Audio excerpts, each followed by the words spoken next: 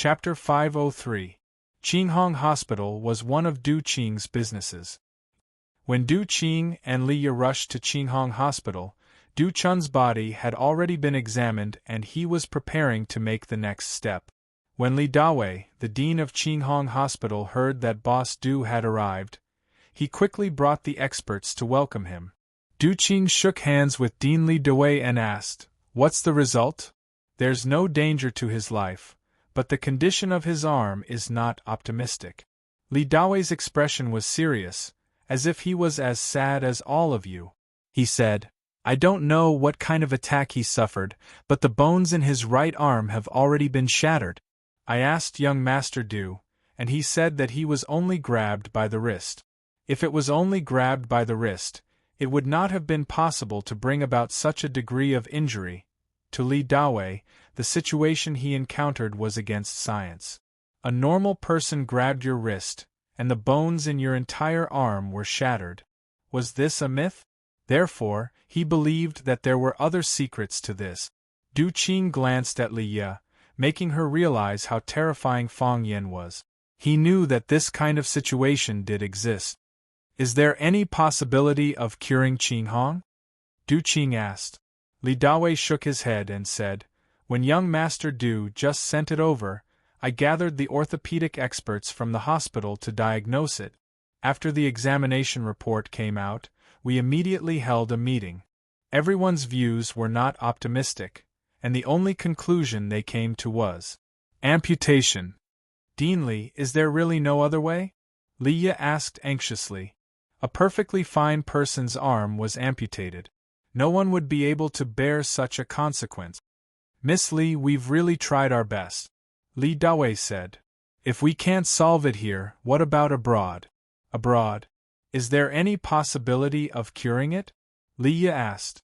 Li Dawei shook his head and said, "The hope is very slim, because his bones are not broken, but shattered. If it's broken, we can repair it. A pile of shattered bones, whether it's at home or abroad, I'm afraid there's no mature treatment plan. We can also send the examination report to a few cooperating hospitals abroad to see their feedback." Du Qing nodded and said, "Do your best." "We will," Li Dawei said as if he was promising. Du Chun was lying in the hospital's advanced ward. Because he had just been injected with painkillers, he had already closed his eyes and entered a deep sleep. However, his drowsiness was too shallow. When he heard the door open, he immediately opened his eyes and looked over. His face was pale, his hair was messy, and his eyes were bloodshot. Du Chun, who had always liked to dress in a British style, had fallen into such a haggard state in such a short period of time. He was about to face an even more difficult choice. Fate was really amazing. "Uncle," Du Chun called out. His voice was dry and there was no moisture in his mouth. "Du Chun." Liya ran to Du Chun's bedside. Seeing his unbearable pain, her eyes reddened once again, and she said, "Du Chun, how do you feel now? Do you feel uncomfortable anywhere?" "I'm fine." Du Chun's eyes were filled with bone-deep hatred as he said, "That Fang Yen is too vicious. How do you know his name is Fang Yen?" Du Qing looked at Du Chun expressionlessly and asked aloud. "Uncle, Liya's face also froze. Yeah, how did Du Chun know that the person who cut off his arm was called Fang Yen? Or did he send someone to inquire about it after the incident? With his injuries like this, he still had the mood to ask someone to inquire about the origins of the culprit? If someone went to inquire about it after the incident, would the news have spread so quickly? The greater possibility was that Du Chun knew that the person was Fang Yen a long time ago, but he still went over recklessly. He said it himself. Du Chun's eyes were flustered as he said, "When he beat someone up, he said his name was Fang Yen. Du Chun, if you still want to lie to me at this time, I will turn around and leave. I will no longer care about your matters. Your life and death has nothing to do with me," Du Qing said sternly. "Uncle, I was wrong." Du Chun struggled to get up, but was pressed down by Du Qing and Liya. Du Qing patted Du Chun's shoulder and said, Du Chun, you're still young, and sometimes you don't know what's important. But now, you must tell me what happened. This is very important to us. Du Chun nodded his head and said, about a week ago, Zhang Lin and Zhang Jiming came to find me and asked me to arrange a place to discuss some cooperation. I told them to go to my bar, and they said that they had drunk too much recently, and now they felt like vomiting when they saw alcohol. Then they took me to a tea house called Thousand Leaves near the bar. At that time I saw Chiba Keru and thought that this woman was very beautiful. So they encouraged you to pursue her, didn't they? Du Qing asked. Yes, they said that this was a fairyland on earth, and that such a beauty could not be missed. They also said that I would definitely not succeed. I was not convinced, so I made a bet with them, saying that I would be able to take this woman down within a month. Du Qing looked at Li Ye, meaning to say, do you think I guessed wrong? Li Ye was both angry and annoyed. She slapped Du Chun's head and scolded. Du Chun, you idiot! Have you never seen a woman in your life? They clearly treat you as a fool and set up a trap, waiting for you to jump into it. You are really not polite at all. Such a beautiful woman, with the Zhang brothers' moral character, why don't they do it themselves? Why did they have to think of a way to provoke you? Du Chun was shocked and said, they deliberately tricked me? At that time, they also said that they wanted to make a move, but I said that I was the first to discover it, so I had to pay attention to first come, first served. So you went to harass the Thousand Leaves tea house again and again? To pester Chiba Keru? Li Ye asked. Since the bet has already been made, I can't give up halfway. Furthermore, I've already boasted to them that if I can't even deal with a little curator of a tea house, I'll lose too much face in front of my friends. Li Ye laughed coldly again and said, so, in order to not lose face in front of your friends, you would rather lose an arm. Du Chun's mood became irritable, and said, I didn't expect it either. I didn't expect it to end like this. I've already bribed the staff of the tea house. She will inform me at any time.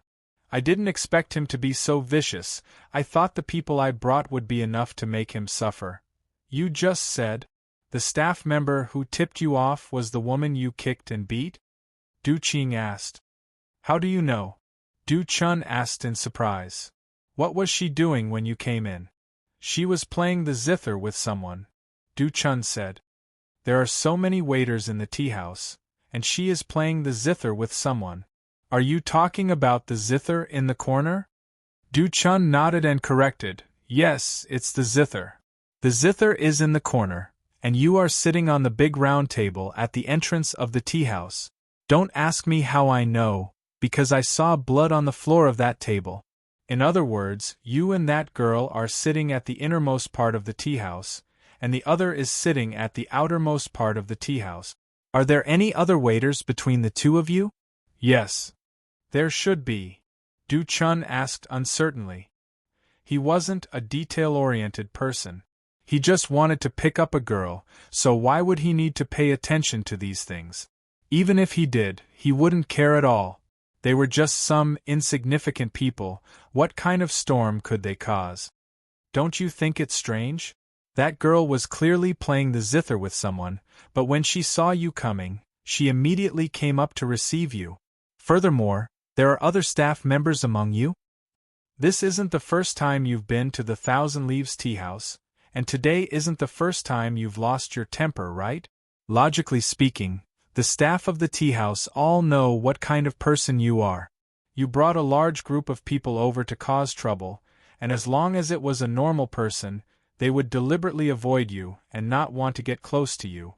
But she was the exact opposite.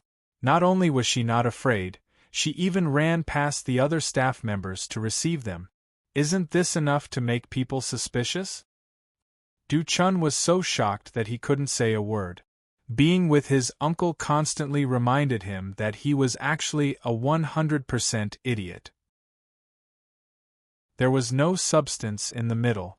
Li Ye finally understood the cause and effect of the problem. She looked at Du Qing in shock and said, So, Fang Yan already knew that Du Chun and the staff member who was beaten up were acting.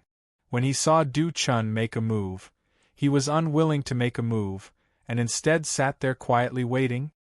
With his ability, if he was willing to make a move, how could Du Chun have the chance to hurt him? Du Qing said. Is he really that smart? Little ya, Fang Yen is definitely the smartest person I've ever met. He's also the most vicious person. I'll remind you again, don't be careless. Du Qing's expression was more serious than ever. Do you think that Fang Yen crushed Du Chun's hand because he had already beaten up a staff member who he already knew was in cahoots with Du Chun? Do you think he made such a big commotion just to vent his anger for his student? He is warning Du Chun, warning me, warning us that there might be a mastermind behind us. I haven't seen him for 3 years, he doesn't know what happened, and he doesn't know if my choice and our power are still neutral. He's worried that I've already been roped in by someone, so he purposely let Du Chun do this, so he got someone to call me and ask me to meet him at the tea house. These words caused Li Ye to sweat profusely. She did not expect that there would be so much inside information hidden within.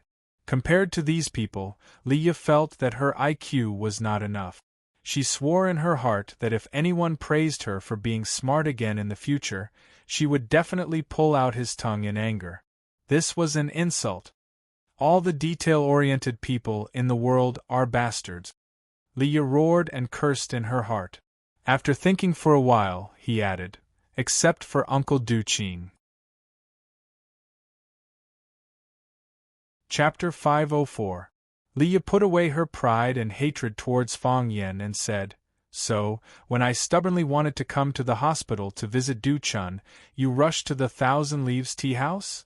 Some misunderstandings are better solved earlier than later. Du Qing said, If we were late or if we didn't go, I'm sure Fang Yen would have made a move on us by now, right? What could be more important than this? Du Qing looked at Du Chun and said, Why can't you understand a situation full of flaws? Brother Zhang Lin didn't come earlier or later, but at this time 3 years later, don't I find it strange? Fang Yen had only returned to Huaqing for a few days, and those people had already sent you to him. Chiba Kaori's father was the head of the Chiba military department. He was the sword god worshipped by the Japanese martial artists. He was a real god. If the news of his daughter being bullied in Huaxia spreads, Du Chun, how many heads do you think you have for them to chop off? Even if Fang Yen doesn't do anything, he only needs to pass this news to the Japanese. Du Chun, do you think our days will be peaceful in the future? What do you think those crazy Japanese swordsmen, what will they do? 100,000 men of sacrifice going to Huaxia, don't you think it's spectacular? Thinking of the suicidal attacks of the Japanese soldiers, Li Ye and Du Chun's hearts sank. It was too dangerous, too scary, too deadly. Who are these people? What were these people's hearts made of? With a casual move, they pushed people into a pit of fire. No, it wasn't just a pit of fire. This was a mountain of knives, a sea of swords, and the 18 levels of hell. In the past, Li Ye scoffed at the saying that a certain person could do anything with a flip of his hand. After this incident, she finally believed that there were people who could reach such a level. Fang Yen was like that, Du Qing was like that, and the person behind all of this was like that. With a glance or a move, they could bring people to heaven and send them to hell. They were all devils. Yes, complete and utter devils. If possible, Li Ye would never want to interact with such a person in her entire life. Uncle, I don't understand. Why did those people target us? Why did they push us to the opposite side of Fang Yen? Li Ye asked in confusion. Because of those buckets of water, Du Qing said bitterly. If they want to play chess with Fang Yen and want to win the game, then they will have to play chess with him. Of course, we have to do a detailed investigation on Fang Yen and the people around Fang Yen. We send water to Fang Yan's grandfather, Lu Gong, every month, so they will naturally suspect that we have a close relationship with Fang Yen. 3 years ago, Lu Gong brought Fang Yen to visit Du Qing.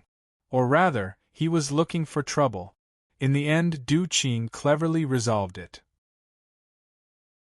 Not only did he appease Elder Lu's anger, but he also managed to obtain one of Elder Lu's paintings with the help of Fang Yen. In order to thank Lu Gong for giving him the ink, Du Qing would visit Lu Gong's house every New Year's Day and other festivals. And the water that Hu Pu Quan brought back was 4 times a month, and it had not stopped for 3 years. Those people who had grasped this situation would naturally suspect the relationship between Du Qing and Fang Yen.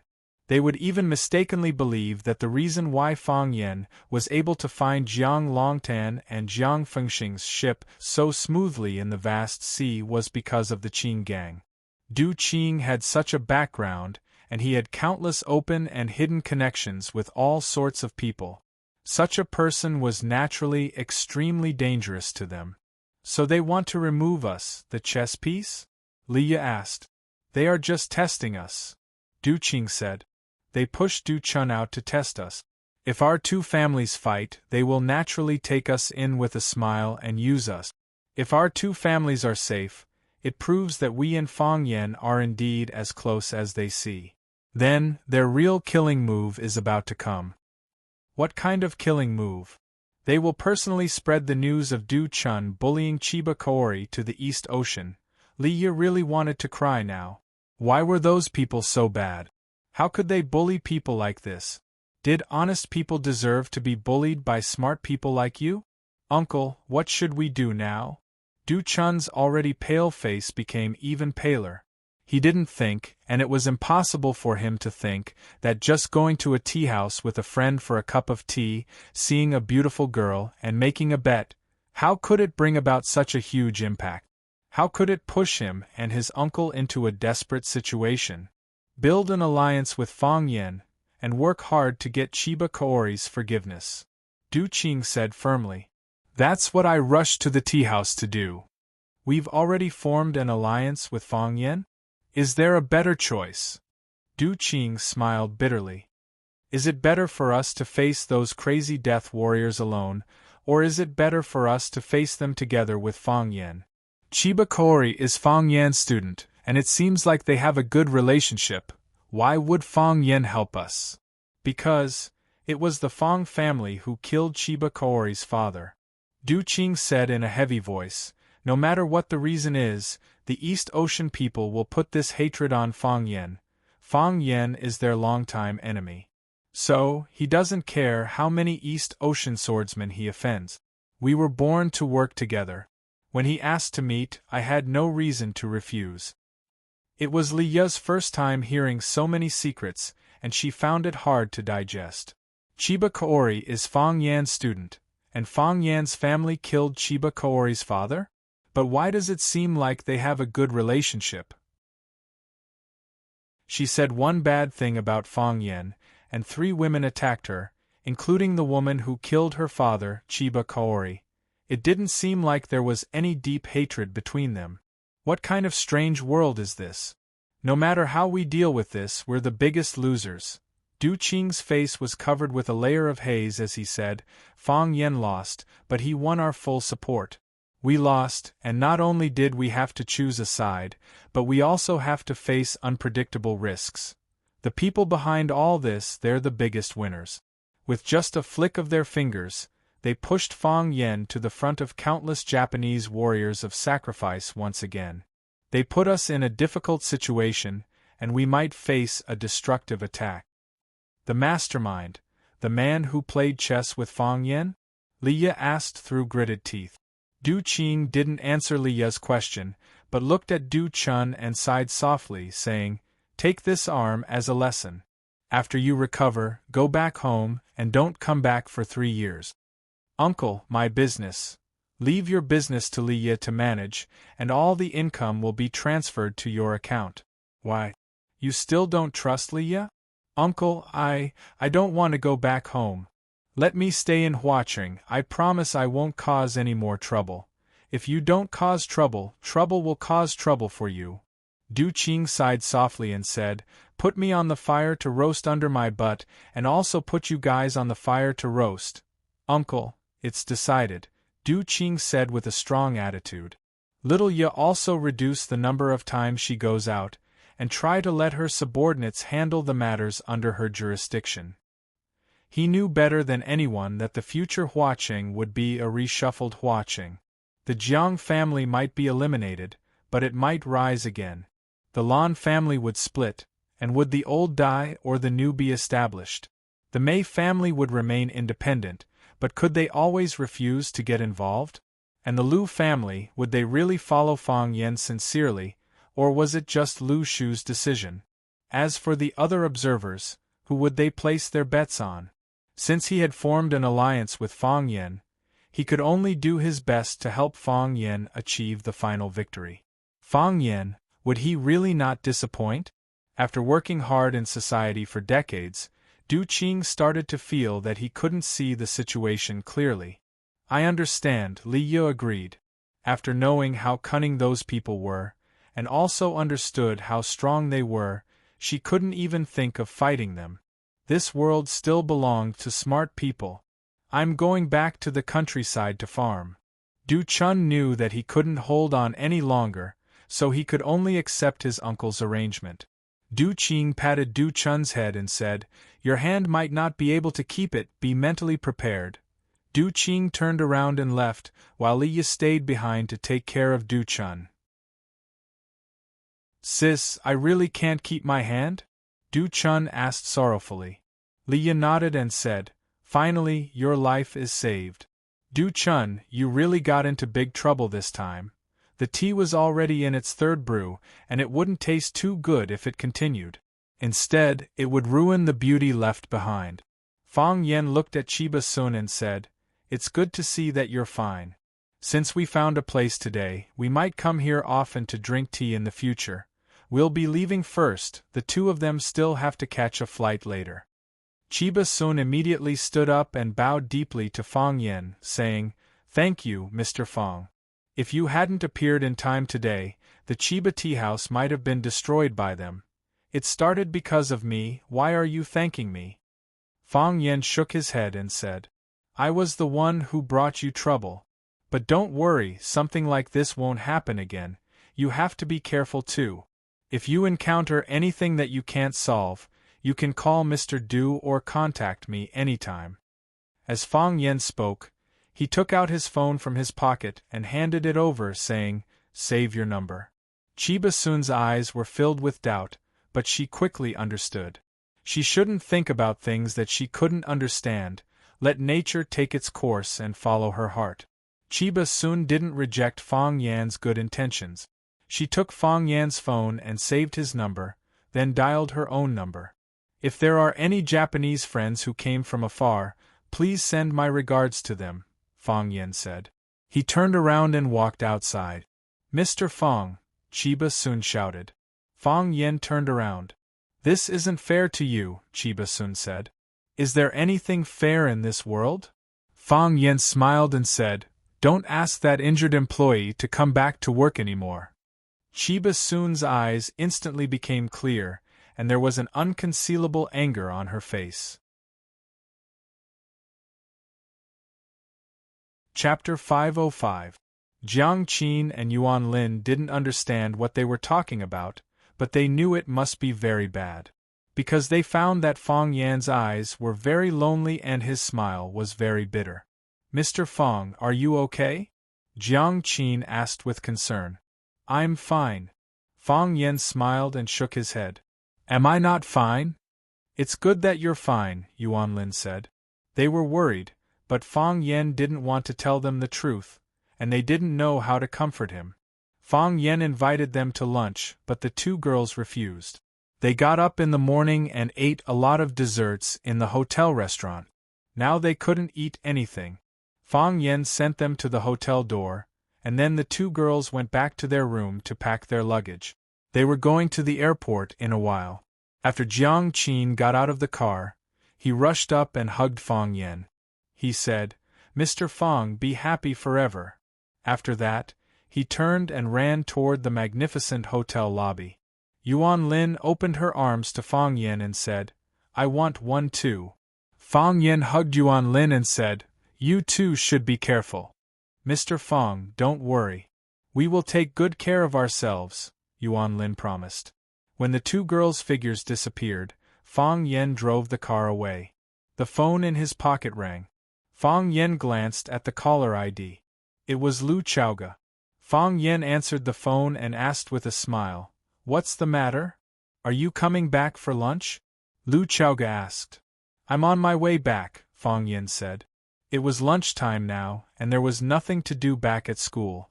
It was better to go back and make lunch for Lu Chaoga. "I see," Lu Chaoga said. After hanging up, Fang Yen was slightly stunned and then put his phone away. When Fang Yen returned to Lu Chaoga's villa, Lu Chaoga was in the kitchen cutting vegetables for cooking. Fang Yen said that he was on his way home, so she prepared lunch at home. Fang Yen was shocked and hurriedly said, "Your hand hasn't recovered yet, you can't get wet." As he spoke, he tried to grab the knife in Lu Chaoga's hand. Lu Chaoga turned around and said with a smile, "It's not that precious, nothing will happen." "Ah!" Lu Chaoga exclaimed in a low voice. When she turned around, the knife in her hand did not stop, and she accidentally cut a wound on her hand. Fang Yen hurriedly walked over and took the kitchen knife away from her hand. Looking at the blood flowing out of her finger, he frowned slightly and put her finger in his mouth. Lu Chaoga did not expect Fang Yen to react like this. Her body was stiff, and her cheeks were as red as a ripe tomato. A stream of sweet blood flowed into his mouth, and Fang Yen swallowed it. He took out Lu Chaoga's finger, looked at Lu Chaoga and said, "It's a small cut, it's not deep. Wait in the living room, I'll get some ointment for you." "Okay," Lu Chaoga lowered her head and replied. Her voice was as soft as a mosquito's buzz.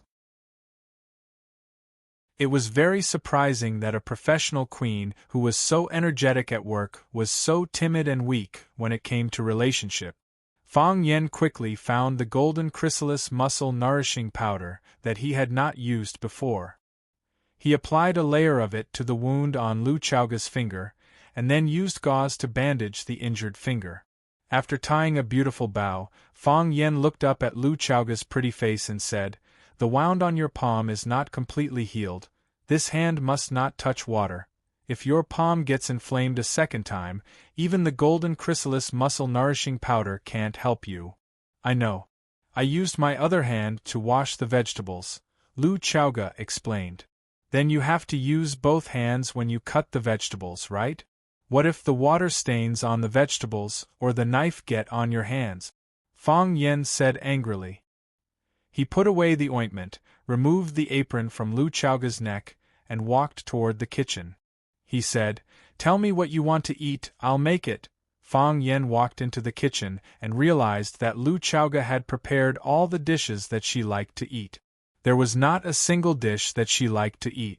Fang Yen glanced at Lu Chaoga, took the cleaver, and continued cutting the vegetables. Lu Chaoga walked in and saw Fang Yan's nimble and skillful knife skills. She said embarrassedly, "I thought I could do it too, but I didn't expect my cutting skills to be worse than yours. I've been playing with knives since I was young, and I've practiced for many years. How can you beat me?" Fang Yen said with a smile. "I met Chiba Kaori today." Fang Yen recounted the entire incident and said, "I accidentally lost a match." "It's not really a loss." Lu Chaoga gave a fair evaluation. Being able to get Du Qing's help is a great reward. Du Qing is an extremely smart person. He hasn't shown himself in recent years, but his influence has been growing. With his help, it's easier for us to grasp all kinds of information in Huaqing. We're too weak when it comes to intelligence. We still lost. Fang Yen sighed. Chiba Kaori died in battle, and the East Asians are filled with hatred. I've been in Swallow Dock for 3 years, and the East Asians have finally shifted their attention. Now that he's pushing me out again, pushing me in front of the East Asians, there'll be some unnecessary trouble. Moreover, Du Qing and the others are in an even more dangerous situation. They enjoy the help of others, but they also have to bear the responsibility of protecting others. Now that we've allied with Du Qing's troubles are also our troubles. Du Qing isn't weak. As long as he doesn't leave Huaqing, he's more than capable of protecting himself. Lu Chaoga crossed her arms and pondered. It's just that his opponent is too scary. He can make us so miserable with just one move. This time, his evil plan succeeded. What more dangerous methods will he use next time? The enemy is in the dark, and we're in the light. It's really hard to guard against. Fang Yen sneered and said, "Who said the enemy is in the dark and we're in the light? They're the same as us in the light, at least, from today onwards. As long as he's still in Huaqing, as long as he hasn't left, their whereabouts will definitely be under our eyes. Du Qing isn't someone to be trifled with. He's suffered such a big loss today, so he'll naturally think of a way to get justice for his nephew. I believe in his ability and wisdom. We still have to be careful." Lu Chaoga stood behind Fang Yen and watched him hunch his back slightly while cutting vegetables. Her heart was full of pity and heartache. This young man, the opponent he faced, was too strong, and the burden he had to bear was too heavy. She really wanted to press her body against him, to reach out and hug him tightly in her arms. She felt her breathing quicken, and she felt her heartbeat quicken. Her body's fragrance secreted more and more, and there was even a thin layer of sweat flowing out. She was wet. The t-shirt under the jacket and the underwear underneath were all soaked with nervous sweat. But she just didn't have the courage to take that step. "I'm really a timid woman," Lu Chaoga thought in her heart in annoyance. Fang Yen sensed Lu Chaoga's abnormality behind him, and his movements of cutting vegetables slowed down, but he didn't turn around in the end. A pile of dry firewood, a raging fire, as long as anyone took the initiative, as long as a spark flew out, it would start a prairie fire, and once it started, it would be unstoppable. Fang Yen finished cutting the vegetables and said, "I'm going to cook. Go to the living room and watch TV for a while so that the smoke doesn't get on you." "Okay." Lu Chaoga's voice trembled slightly as she said. She quickly left the kitchen and walked towards the living room. Deep love doesn't last long. Fang Yan's hands and feet were deft, and he quickly prepared a table of sumptuous dishes. Lu Chaoga had the habit of taking a nap. After lunch, Lu Chaoga went upstairs to rest, and Fang Yen cleaned up the dishes. After finishing the work at home, Fang Yen sat on the sofa for a while in a daze, but he still decided to drive to school. There was only Baldy on duty in the security booth. Fang Yen asked where the others went. Baldy said that the freshmen were in military training, and the others were patrolling the school's big field to prevent students from fainting from heatstroke or other emergencies. Fang Yen filled his teacup with tea and said, "If that's the case, then I'll go to the field." Go. Baldy said with a smile. "Since you took care of those gangsters, no gangsters dared to come to our school to cause trouble. It's safe here, and nothing will happen." Although Fang Yen was no longer a teacher, he also knew that Rosefinch Secondary recruited 16 classes this year, and each class had 45 students. It couldn't be helped. As the reputation of Rosefinch Senior High School became more and more prominent, more and more parents wanted to send their children here to study. Moreover, in order to achieve this goal, they really didn't care about the cost. If it wasn't for Zhong Dei's strict control and stubbornly guarding the academic performance, Rosefinch would have recruited 100 classes. No matter how poor they were, they couldn't be poor in education. No matter how hard it was, they couldn't let their children suffer. The old man's words were the most thoroughly implemented in this society. Each class had a square formation, and 16 classes meant 16 square formations. Of course, during military training, boys and girls still had to be separated. Because of the difference in physical fitness, the training intensity was also different. The facilities of Rosefinch Secondary were still very good. There were 2 standard football fields, plus more than a dozen basketball courts, which was enough to accommodate the freshmen and the military training instructors transferred from the surrounding armed police force. The afternoon sun was very hot, and it burned people's faces. Fang Yen wasn't afraid of the sun, but he didn't like it to tan him, so he deliberately walked under the shade of the trees. "Why aren't you in military training? Which class are you in?" a rough voice shouted at Fang Yen. Chapter 506.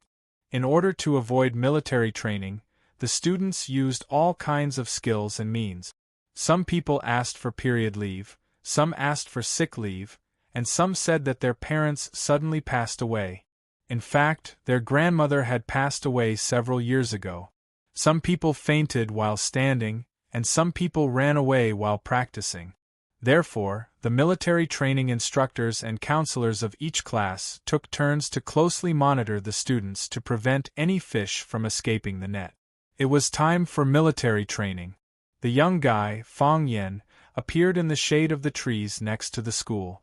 The nearby drill instructor saw him and thought that he was a student who couldn't stand the hardship and was ready to escape, so he shouted at him from a distance. Fong Yen looked around and made sure that there were no other students who skipped class around him. Then he said, "I'm not a student. I'm the school's security guard." Ha ha ha! There was a roar of laughter from the students. The laughter was crisp and clear. It was a group of girls. The drill instructor looked at Fong Yen and shouted, "Why aren't you wearing a security uniform? Come here and take 2 steps. I want to see if you are a real security guard or a fake security guard, a real Li Kue or a fake Li Gue." Fong Yen had no choice but to walk toward the military training group with a teacup in his hand. The students were wearing military green uniforms and green hats. From a distance, it was hard to tell whether they were men or women. Looking closely, he found that all the students looked the same. Didn't someone say it on the internet? A girl who could stand out from the rest of the military training team was a true beauty. Every freshman season, there would be a lot of photos of beautiful girls on the internet. Of course, many of them were deliberately hyped up. Fong Yen really found a girl who stood out. It was Su Qi, who was standing in the first row of this group. Su Qi saw Fong Yen and greeted Fong Yen happily. She said, "Mr. Fong, why are you here? Mr. Fong?" Everyone looked at Fong Yen with puzzled eyes. Is this guy really a teacher? Didn't he say he was a security guard? Moreover, Su Qi actually knew this guy? Beautiful women always attracted more attention. Even though it had only been a few days since school started, Su Qi was already quite popular among the students of Rosefinch Secondary. The #1 beauty of the new students, the #1 beauty of Rosefinch, and countless other titles were superimposed on her. Every day, there were countless boys who came to the phalanx or went to the classroom to peep at her. Whether it was the boys or the girls, or the teachers and instructors, they all knew of Su Qi's existence. Now that Su Qi took the initiative to greet a small security guard, it was indeed surprising. Fong Yen originally wanted to take a look from afar. He didn't want to get close to that team or provoke anything.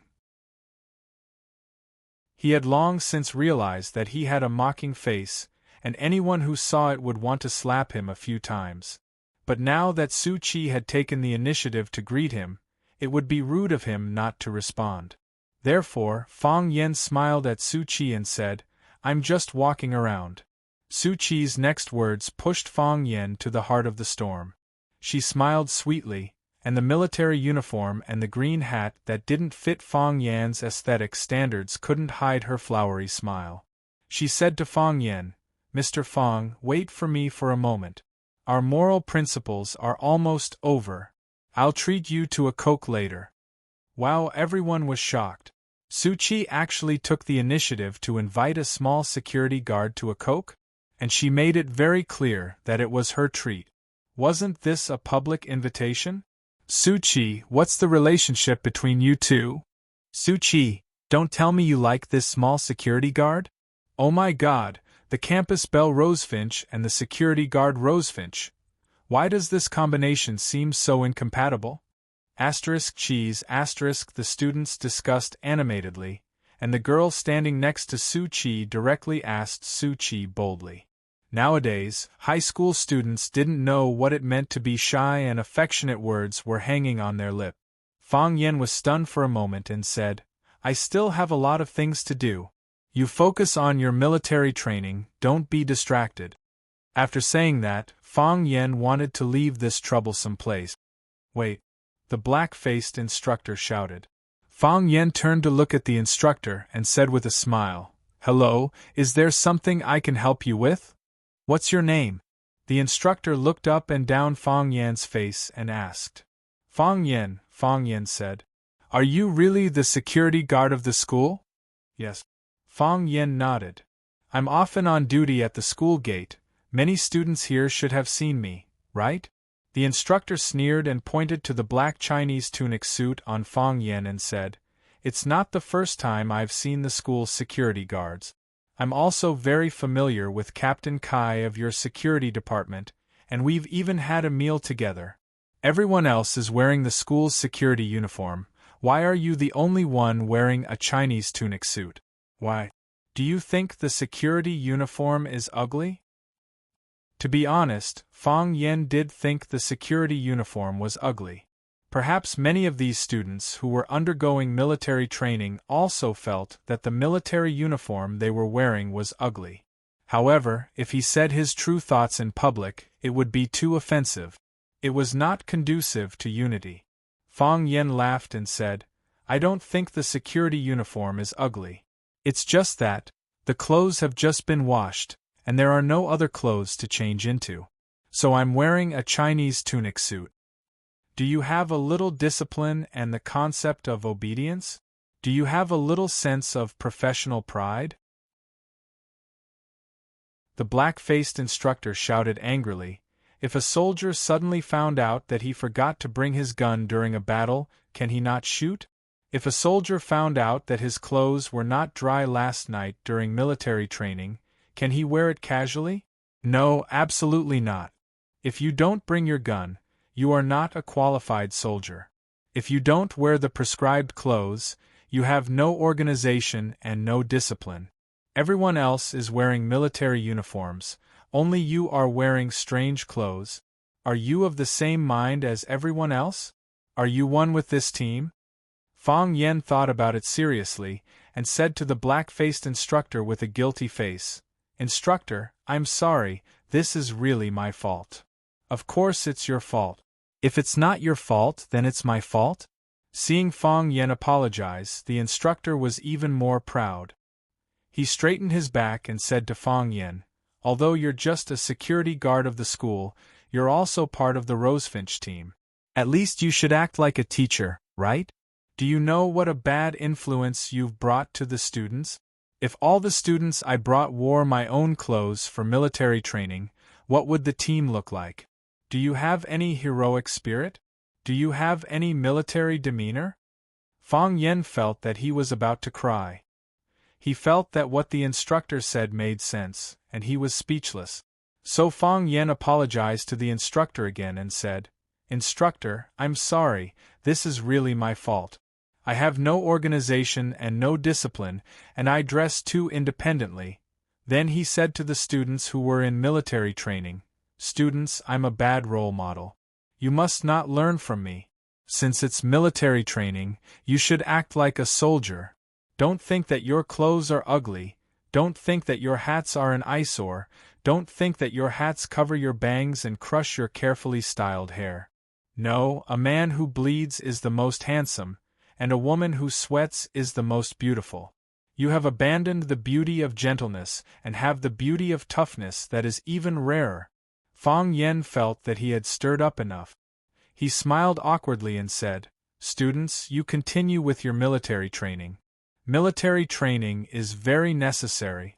I won't disturb you anymore." The black-faced instructor's face looked better. He even knew how to joke with the students. He said with a smile, "Military training is indeed very necessary. It will let the students have profound knowledge and a strong body. In any case, there's no need to stay in school to be a security guard after graduation, right?" The girls giggled again, as if they had heard a very funny joke. The smile on Fang Yan's face froze. Fang Yen turned to look at the black-faced instructor and said, "As a security guard, I'm not qualified. Because I dress independently, because I work carelessly and even often skip work. But the profession of security guard is equally great. They are as great as the profession of a soldier. The black-faced instructor looked at Fang Yen with a somewhat unfriendly gaze and said, "You think security guards are as great as soldiers? Are you out of your mind?" Fang Yen shook his head and said, "Great people have said that there is no distinction between high and low professions. Why do you think that in your eyes, soldiers are greater than security guards? Soldiers are great. They are well organized and well trained. When the country needs them, they will shed their blood to defend the frontier. Soldiers are the backbone of a country. If the backbone is not broken, the country will always be prosperous and healthy. However, security guards also have their own professional characteristic. They get up early every day to guard the school gate and check the clothes of every student, so that they can focus more on their studies, and not waste their precious time and energy on some insignificant things. At least for now, it's insignificant for you. If students leave early, they ask about the situation. If students are late, they give a warning. With their existence, students will understand the concept of time better. When you enter society, you will understand how valuable a good habit of punctuality is. If a student encounters a problem, they stand up in time to help.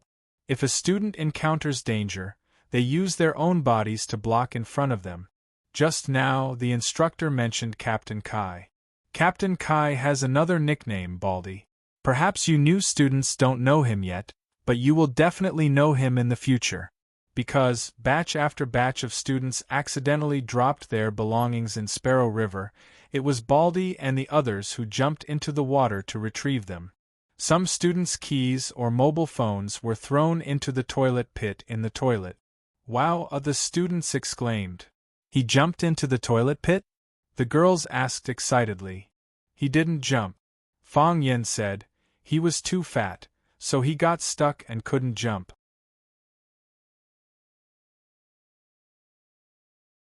Chapter 507. Che.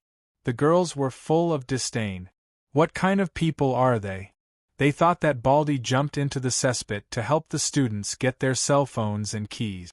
Fang Yen looked at them and said, "It doesn't matter whether they jumped or not, and the method of salvage is not important. What's important is that they are selflessly contributing. When you are in need, they stand up. They are on duty during the day to ensure that the students can concentrate on their studies in a quiet and peaceful campus. They are on duty at night because they are worried that something unexpected will happen. In the past, there were often hooligans who came to the school gate to make trouble, who blocked them outside. There were students with appendicitis at 2 or 3 o'clock in the morning, who carried them to the hospital. The work of a security guard is inconspicuous, but it also has its shining point. The work of a security guard is trivial and tedious, but it is also essential. Different professions have different nature of the profession. The black-faced instructor sneered and said, "Sure enough, you have a eloquent mouth. That's why you are so popular with girls. Do you think others are idiots?" Although the great man did say that there is no distinction between professions, is the function of a security guard and a soldier the same? The army guards the border, and a security guard is just a school. If you dare to say that we are the same as security guards, believe it or not, I will slap you in the face. Not only will I slap you, but my brothers will also slap you. You belittle us as security guards. Are you crazy? The black-faced instructor turned to look at the phalanx of students in front of him and shouted, "Is there anyone who wants to be a soldier when you grow up?" I am willing. I like to be a soldier since I was a child. I think a soldier is very masculine. Instructor, can we marry a soldier when we grow up? The black-faced instructor glanced at Fang Yen coldly and said, "Is there anyone who wants to be a security guard when you grow up?" The students laughed out loud. This question was too funny. At their age, it was the bravest time to be fearless. They were full of fantasies about life, full of confidence and hope for the future. They wanted to be successful businessmen, world-class scholars, writers, directors, stars, celebrities. At the very least, they wanted to open a flower shop and become a small owner of a coffee shop. Become a security guard? Was the instructor joking? Instructor, this question is very difficult for us to answer. We just felt that security is actually not bad, but we still don't want to be security guards. That's right, who would want to be a security guard? It's so ugly to wear such clothes to patrol every day. I've never thought of finding a boyfriend who's a security guard. If it's a gathering of friends and they ask what your boyfriend does, how are you going to tell them? Fang Yen wasn't angry when the students said that they didn't want to be security guards. When he was this age, he had never thought of becoming a security guard. Fang Yen looked at the students who were laughing and teasing and said with a warm voice, I just want to tell you that it's not easy being a security guard. They were not paid much, but they did a lot of things. Security guards are the same as soldiers and other professions. As long as they don't break the law, don't make mistakes, and perform their duties within the scope of their profession, it's still a good job. You said that you want to be a soldier, and I support you 1,000,000 times. My best brother became a soldier and fought in the most dangerous places in the country. The black-faced instructor sneered. He didn't believe what Fang Yen said at all. I hope that there will be no war in the country and the world will be peaceful, but this wish is difficult to achieve. Therefore, our country needs such warriors, heroes who are willing to risk their lives. I can completely understand that you don't want to be a security guard and don't want to marry a security guard. When I was the same age as you, I wanted to be an assassin, waiting for the girl next door to grow up. I wanted to be a close bodyguard for the daughter of a rich man, leveling up and killing monsters all the way to become the son-in-law of their family. I wanted to learn Chinese medicine and become a genius doctor who won the Nobel Prize in medicine. I wanted to act and become the godfather of the entertainment industry. However, when I was young, I didn't want to be a teacher or a security guard. In the end, I chose these two professions, and I'm willing to accept it. Because they are quiet, because they don't compete with others. In my current state of mind, I really need to calm myself down. I like this kind of seemingly idle work. So, I sincerely wish you all a greater future and a brighter and more brilliant future. Even geese leave a sound when they pass by, and people leave their names when they pass by. I hope your names will be known throughout the world. Clatter, the girls applauded wildly. They were stirred up by Fang Yan's words, and their blood was boiling. They felt that Fang Yan understood them and understood their psychology. Everything Fang Yan said was exactly what they were thinking. They were at the best age and felt that they were the best, so they hoped that everything needed to be the best. To be a world-class assassin, to be a close bodyguard for a rich man, to be a doctor who won the Nobel Prize, to be the godfather of the entertainment industry. Wasn't this the Prince Charming of the girls' fantasy? The girls thought that this little security guard was really cute. No wonder the campus belle, Su Chi, took the initiative to invite him to drink Coke. Fang Yen smiled honestly, waved to the students and said, Students, I won't disturb your military training anymore. Goodbye. After that, Fang Yen turned around and was ready to leave. Goodbye. The girls waved to Fang Yen. Hello, Security Fang. What's your phone number? Don't go, we'll treat you to Coke later. Or you can treat us to Coke too. The students tried to persuade him to stay. They felt that talking to this little security guard, Fang Yen, was much more interesting than military training. With him around for a while, they didn't feel that the sun was scorching above their heads, nor did they feel that their legs were trembling. Time seemed to pass a little faster than usual. Su Chi squinted her eyes at Fang Yen and said aloud, Mr. Fang, what if someone is willing to marry a security guard? Wow, the audience was shocked. Everyone looked at Su Chi with an incredulous expression. Was this girl crazy? If it was just a misunderstanding, everyone thought that Su Chi had some feelings for Fang Yen, perhaps the two had some relationship in some way, and had some interaction. Now she shouted in public that she wanted to marry a security guard. Although she didn't say herself, but everyone knew that wasn't him? Fang Yen staggered and almost fell to the ground. He couldn't answer this question, so Fang Yen prepared to run faster. "Shut up, all of you!" the black-faced instructor roared. "What's with all the noise? Do you still look like a student? Do you still look like a military training student? Are you still in military training or asking for sex? Don't you have any shame?" The black-faced instructor pointed at Su Chi and shouted, "You, step out." Su Chi stepped out. "Run 20 laps around the field. You're not allowed to eat until you finish." "Ah," the students exclaimed. With their physical strength, running 2 or 3 laps was already their limit. If they were asked to run 20 laps, would they still be alive? This was clearly corporal punishment for Su Chi. Su Chi's expression changed, and she asked aloud, "Instructor, I want to ask why." "Because I'm the instructor, and because you're a student in military training." The instructor roared at Su Chi with a black face, "Do you hear me? Run immediately. Otherwise, you'll have to stand under the sun for as long as you can. That's when you're done." "Instructor, I can't run," Su Chi said. "What? You think you're a girl? You think I can't punish you if you stand there and don't run? Let me tell you, I've seen this kind of trick many times. You're not going to run, right? Fine." The instructor turned to look at the students and roared, "You're a team, a collective. Her mistake is your collective mistake. If she doesn't want to run, then you'll have to stand with her. Cancel the intermission, cancel the dinner. When she starts running, when she finishes running, that's when you can rest and eat."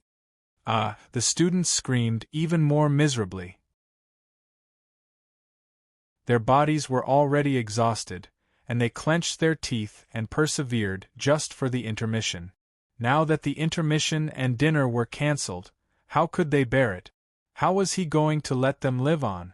Fang Yen couldn't take another step. After a moment of hesitation, he walked back step by step. He walked in front of the instructor and said with a smile, "Instructor, isn't this physical punishment a bit too heavy? They're all girls, and their bodies might not be able to bear it.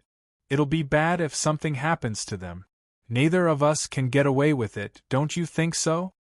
With Fang Yan's persuasion, the black-faced instructor became even angrier. He shouted at Fang Yan with a stern face, "Are you the instructor or am I the instructor? Are they your soldiers or mine? Are you the only one who knows how to be gentle?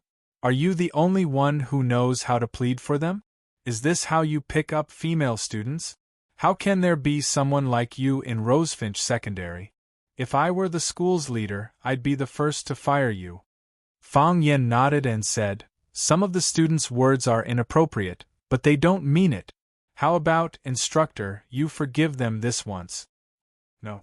The black-faced instructor refused. "They have to run. This really won't do, it's fine if they don't run." The black-faced instructor looked at Fang Yan and sneered, "If they don't run, you run. Don't you like to be gentle with girls? Don't you like to pretend to be a lover in front of girls? If you're so sorry for them, you should run the 20 laps for them." Fang Yan was stunned for a moment and said with a smile, "Thank you for making an exception, instructor. I'll run for them now." "This guy is sick," the black-faced instructor said mockingly.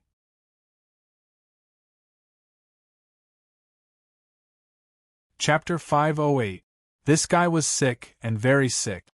Running 20 laps around the field was not only unbearable for the girls, but it was also difficult for the boys. In the eyes of the black-faced instructor, Fang Yan's stubbornness in accepting this mission was asking for trouble. In order to please the girls, this little security guard was willing to put down his pride. Not only did he put down his pride, but he also didn't want to live anymore. Most of the security guards were idle people. These people didn't go through systematic training, and they didn't know how to self-recover and self-regulate. Not to mention 20 laps, when he finished 2 laps, he would lie on the ground and pretend to be dead. Let's see if the girls would still think he was a likable guy. Idiot! The black-faced instructor cursed in his heart. Fang Yan knew what the black-faced instructor was thinking, but running 20 laps around the field was really not a difficult task for him. Every morning, he would wake up for an hour, and his training would be 10 times harder than this. Just running laps? Please, our Fong family doesn't have such a simple training method. If the other neighbors of Swallowdock knew that the Fong family's family training was running laps, they would laugh at them. The Fong family couldn't afford to lose face like this.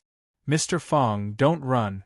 When Su Chi heard that Fong Yen was going to take the physical punishment for her, she felt sweet inside, but she couldn't help but worry for Fong Yen. Don't run, I'll just stand, that's right. Mr. Fong, don't run, right? That's 20 laps. Instructor, you can't run 20 laps, right? Aren't you making things difficult for us? Instructor, can you spare us this time? We'll treat you to a cola, okay? Shut up. The more these students spoke for Fong Yen, the more uncomfortable the black-faced instructor felt. How could he let a mere security guard ruin his team of students and the girl he liked? He looked at Fong Yen coldly and asked, "What? You're just good at talking? You won't be able to win if you fight?" Fong Yen looked at the instructor and said sincerely, "Mr. Instructor, please don't be hostile to me." Who's hostile to you? If you want to run, then run. If you don't want to run, then forget it. Did I force you? Did I put a gun to your head and let you run? The instructor flew into a rage. What he hated the most was being exposed in public. How was he supposed to behave like this? If you don't want to run, then scram. I still have to educate my students. Don't be led astray by the hooligans in school.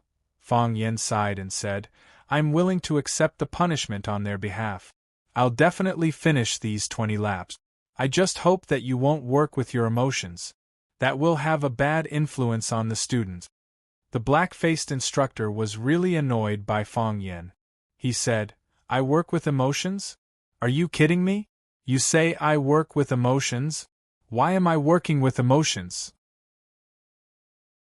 What kind of emotion did I bring to work? You have to make it clear to me today. Fong Yen interrupted the instructor and said, Will this matter be settled after I finish the 20 laps? Yes. Fong Yen pointed at Su Chi and said, Doesn't she need to stand as punishment? No need. Fong Yen then pointed at the students and said, Can they go eat too? Yes. The instructor sneered and said, After you finish, they can go eat. Fong Yen nodded, turned around and ran toward the field. Mr. Fong! Su Chi exclaimed. Fong Yen acted as if he didn't hear anything. His body had already finished running. Su Chi, is he really the school's security guard? He looks quite handsome. Su Chi, how did you two meet? Do you really like him? He looks gentle and quite manly, but this is 20 laps. Can he last? Su Chi didn't answer their questions and didn't know how to answer them. At first glance, she felt that this man was very strange. At second glance, she felt that this man was very mysterious. At third glance, she felt that this man was very charming, a kind of indescribable charm. It was just fate at third glance. She couldn't tell if it was love or like. Besides, did it matter? People interacting with people was a kind of feeling. If they felt good, they would treat you well. If they felt bad, they would treat you badly. If they felt good, they would treat others badly. If they felt bad, they would treat others well. That was asking for trouble. The black-faced instructor glanced at Su Chi and raised his voice to all the girls. You are still young.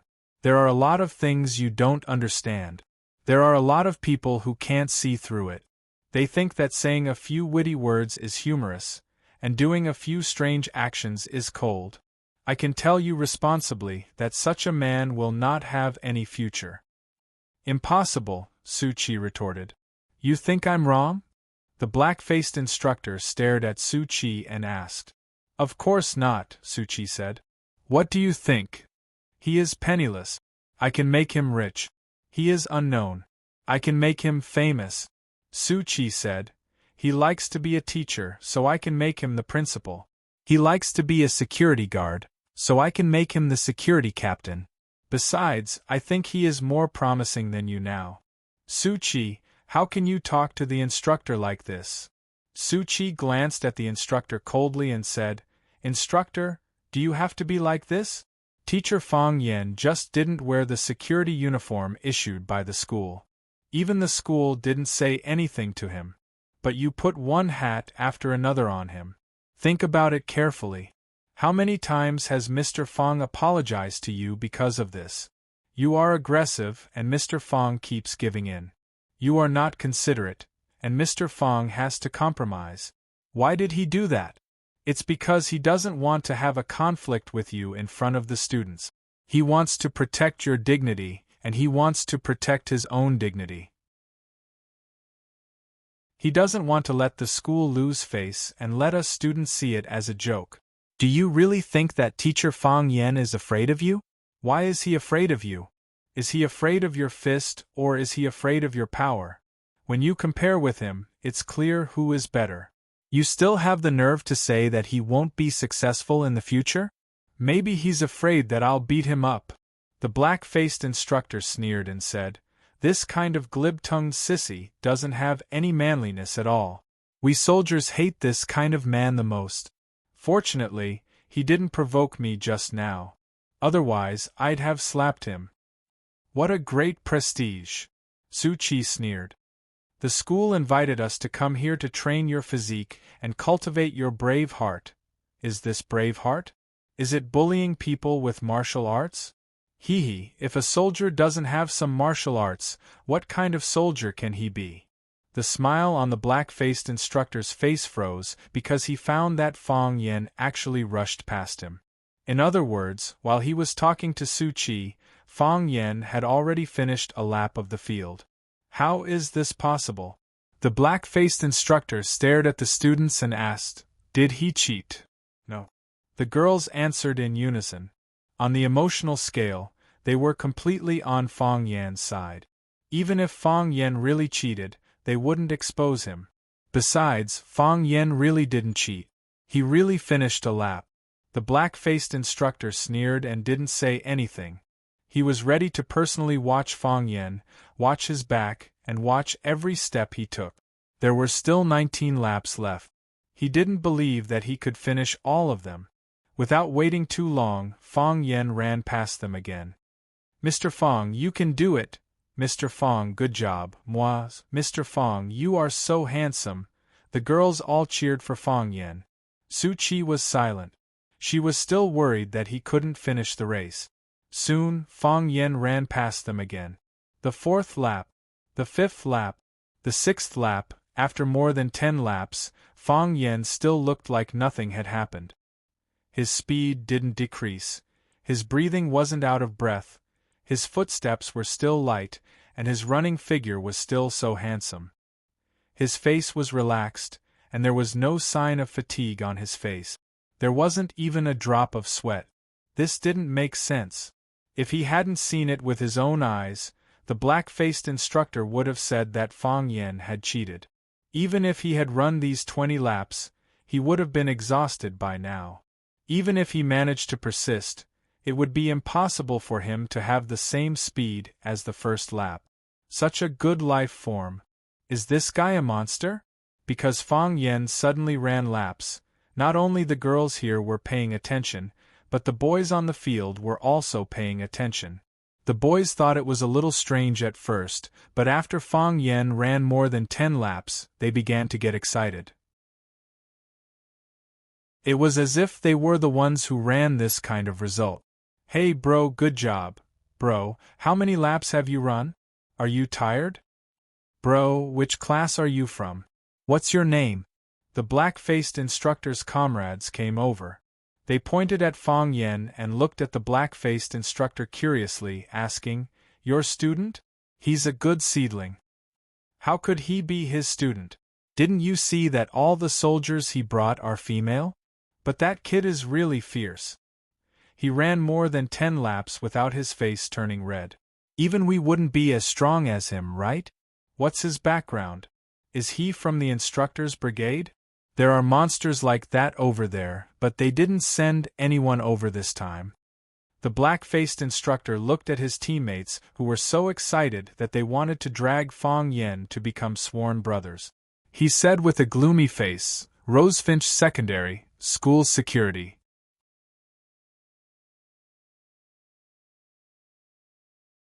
Chapter 509. When Fang Yen finished the 20th lap, the students applauded loudly. It was the applause of all 16 military training squads in the training field, which was a bit loud. Before Fang Yen reached the black-faced instructor, the girls cheered excitedly. At their age, they liked heroic novels or romantic things the most. In order to protect them, Fang Yen went through mountains of knives and seas of fire, and finally killed the devil in the castle. Yes, the black-faced instructor was the devil who imprisoned the princess. Mr. Fang, Mr. Fang, Mr. Fang. Fang Yen waved his hand at them, walked in front of the black-faced instructor, and said, "Instructor, I have finished the 20 laps, don't make it difficult for the students, they are a group of children who haven't grown up yet." The girls immediately turned against him, they all shouted, "We are not children, we are already adults, how can we be children?" The black-faced instructor stared at Fang Yen unkindly, but there was no more condescension. Before the black-faced instructor said anything, his group of comrades surrounded him. "Brother, you are amazing, what's your name? Did you come from the army before?" "I am Li Meng, come shake my hand, good skills, not out of breath, not beating heart. Hee, who can do that? Anyway, I can't do it." Fang Yen smiled and shook hands with these military training instructors, and said with a smile, "Brothers, you have worked hard. My name is Fang Yen, I am the school's security guard. No matter what you are, we like people who are capable. We like people who are capable. What you showed us just now really shocked us. We often train and run farther than you, but after running we are almost paralyzed from exhaustion. You look like nothing has happened to you. You should be fine to run another 20 laps, right?" Fang Yen quickly waved his hand, wiped the sweat on his forehead and said, I can't, I'm forcing myself, I'm exhausted." "Be humble," the instructors said. Fang Yen took the initiative to walk in front of the black-faced instructor, and said, "Come, shake hands. Things started because of me, and will end because of me. I'll run these 20 laps as an apology. Don't take it to heart. Use your professional knowledge to let these students experience the demeanor of a real soldier."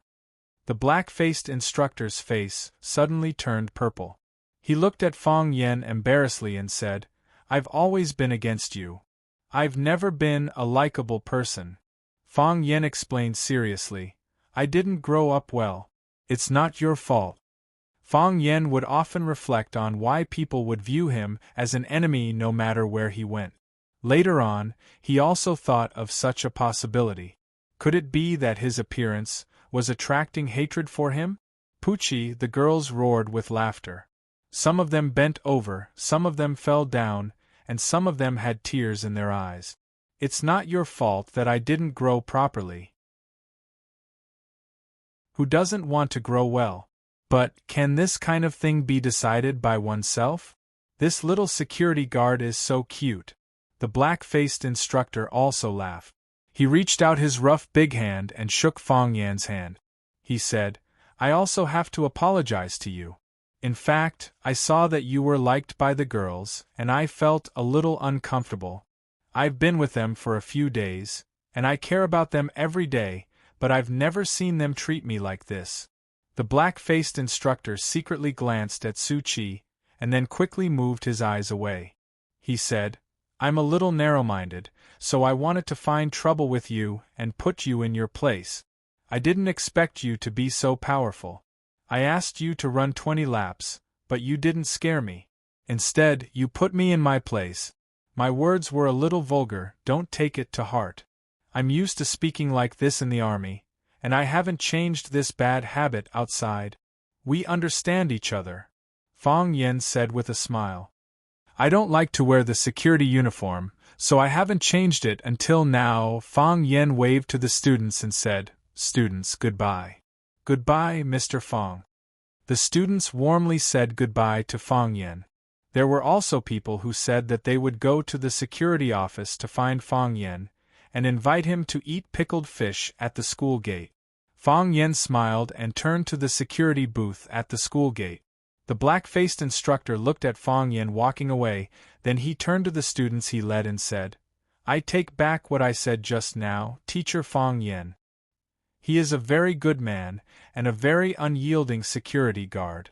I believe that such a person, no matter what position he is in, he will make impressive achievements.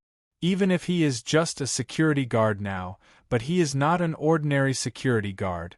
The girls applauded enthusiastically, as if the person the black-faced instructor praised was their brother. The black-faced instructor's heart was sour, and he thought, "This kid is really a monster. He only came for a short while, and he already won the hearts of dozens of girls. If I let him stay a little longer, I'm afraid that all the girls on the training ground will become his personal army, right?" When Fang Yen returned to the security booth, Baldy asked, "What happened with the noise on the field? Are those freshmen okay?"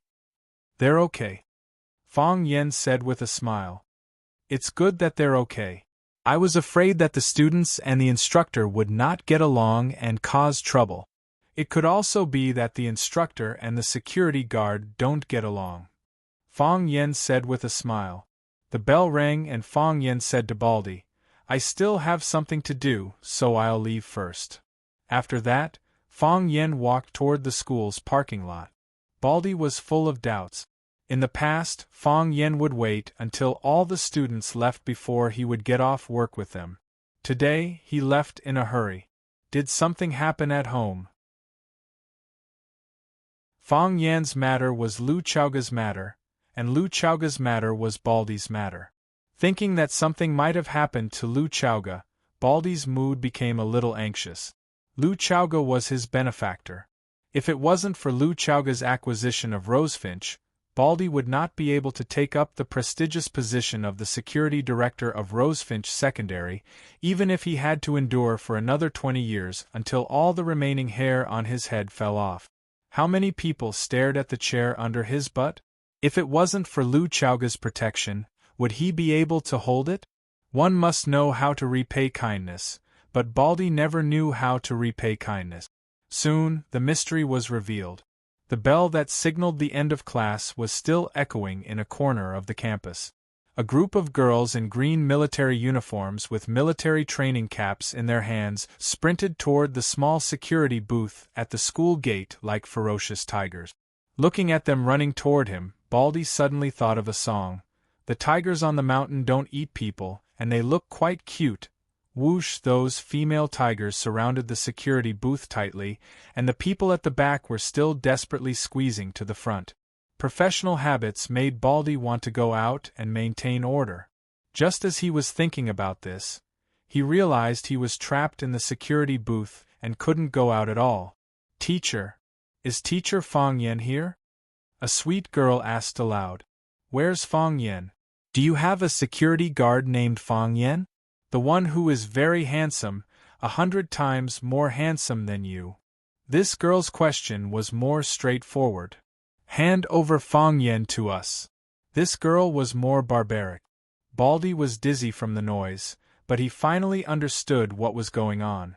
In other words, these girls, 1, 2, 3, 4, 5 dozens of girls were looking for Fang Yen. Baldy was really confused.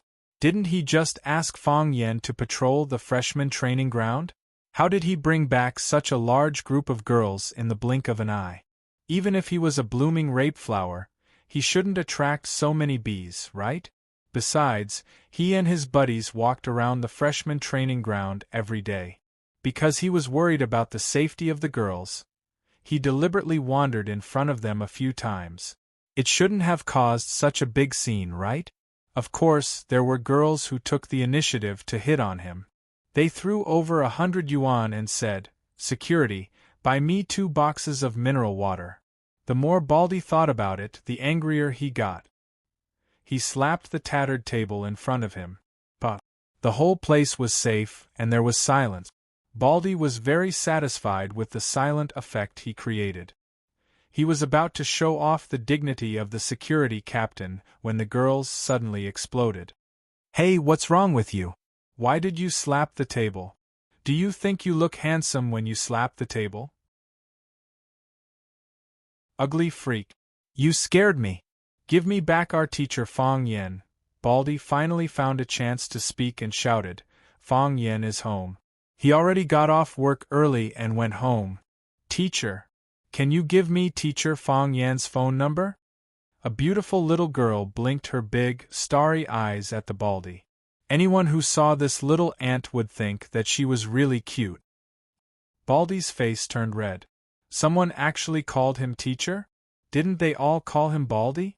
Moreover, this little girl was really pitiful. Baldy was dizzy. When he was about to tell them Fong Yan's phone number, he saw the other girl's eyes and suddenly became alert. "I don't know," Baldy said. The girls collectively gave him the middle finger. Fong Yen crossed the Rosefinch Bridge and entered the stone pillar path of the school known as the Love Corridor. When he was about to go to the parking lot to get his car, an abrupt voice suddenly rang in his ear. "Ba. Benefactor, you are in a hurry. Where are you going? Tomorrow is autumn and the weather is great. If you don't mind, how about we have a chat?" Fong Yen was slightly shocked and began to look for the source of the voice.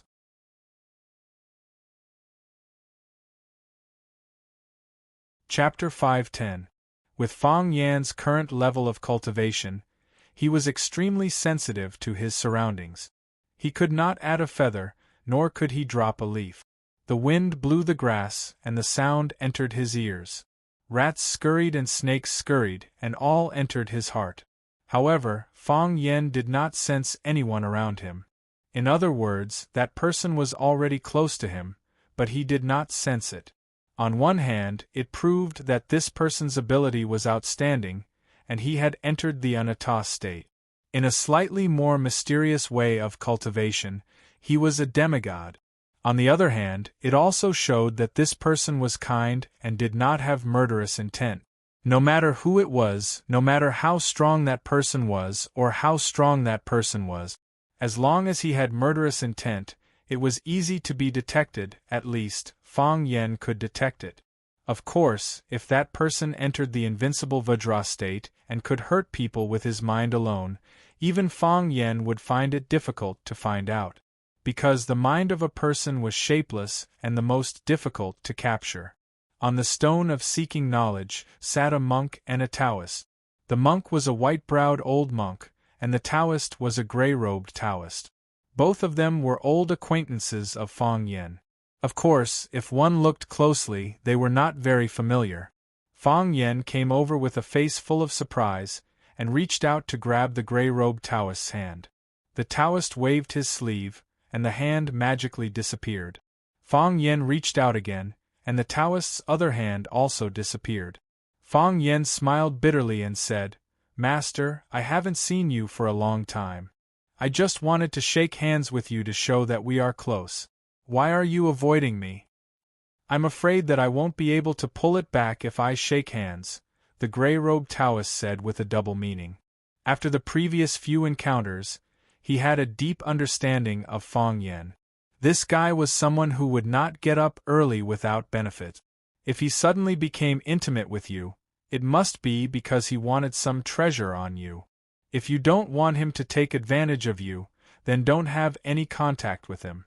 Even shaking hands to show etiquette was not acceptable. Why can't I pull it back? It's impossible for me to marry a Taoist priest. Fong Yen said with a smile, "I haven't seen you for a long time. Are you still healthy?" "He was fine yesterday, but he didn't come tomorrow." "I don't know today," said the Taoist priest. "Yesterday was pretty good, today was pretty good, and tomorrow will be even better." Fong Yen said firmly, "Both of you haven't had dinner yet, right? I know a good hot pot restaurant in front of the school." "Oh right, you guys don't eat hot pot. I know a good vegetarian restaurant. How about I treat you guys to some vegetarian food?"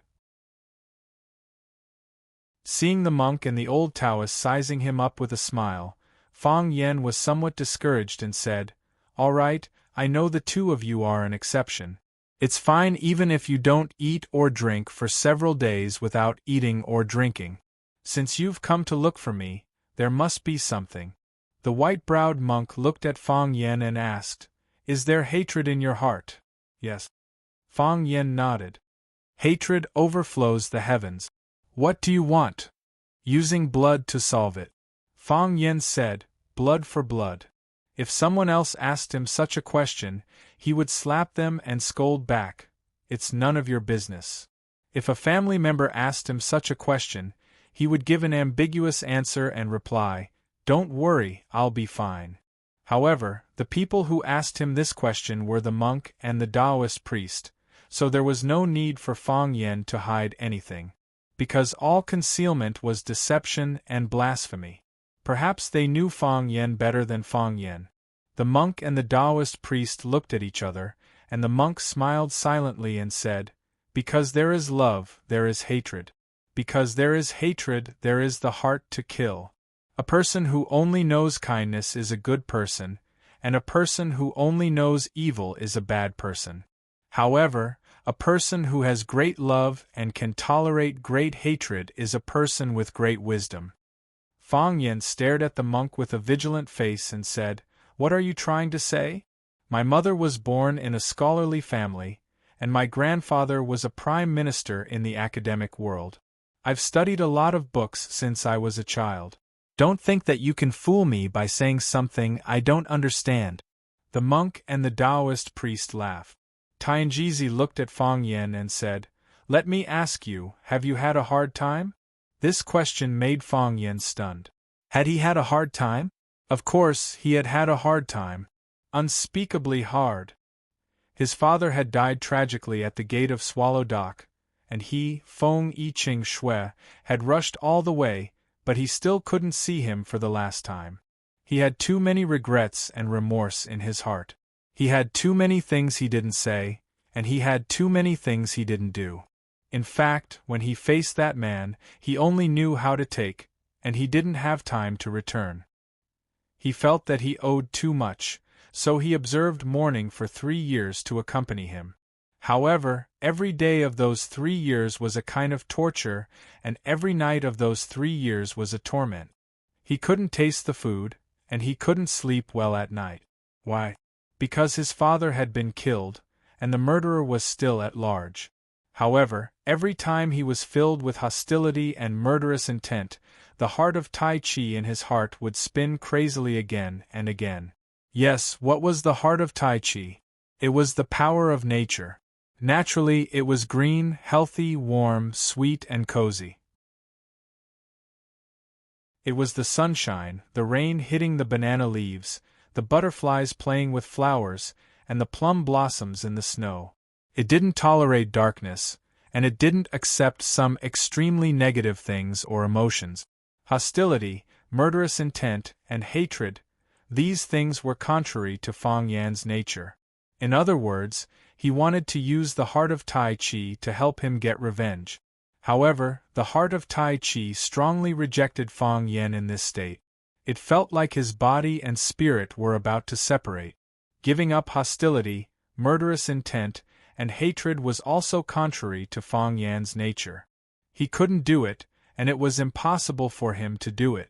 Therefore, Fang Yen was entangled between ice and fire, between relief and hatred, and between picking it up and letting it go every day and night. This was a heart disease that made people wish they were dead. Yi Ro knew that Yi Ro could only accompany him silently. Fang Hui knew that Fang Hui asked Fang Yen to go out and have a look. No one else knew, and no one else had a way to know. It was calm on the surface, but turbulent waves were surging in the dark. Fang Yen was calm. Fang Yen forced a smile, but this kind of pain really seeped into his heart and bones. Pain, Fang Yen said. It was just a word, but it was said with great force. All living beings suffer, and we are here to understand your pain, the monk said. Fang Yen was overjoyed. He looked at the gray-robed Taoist priest expectantly and said, Master, you only need to teach me the move that you used before, and I won't feel all the pain. Fang Yen thought he was an optimist, a man who was easy to get rid of.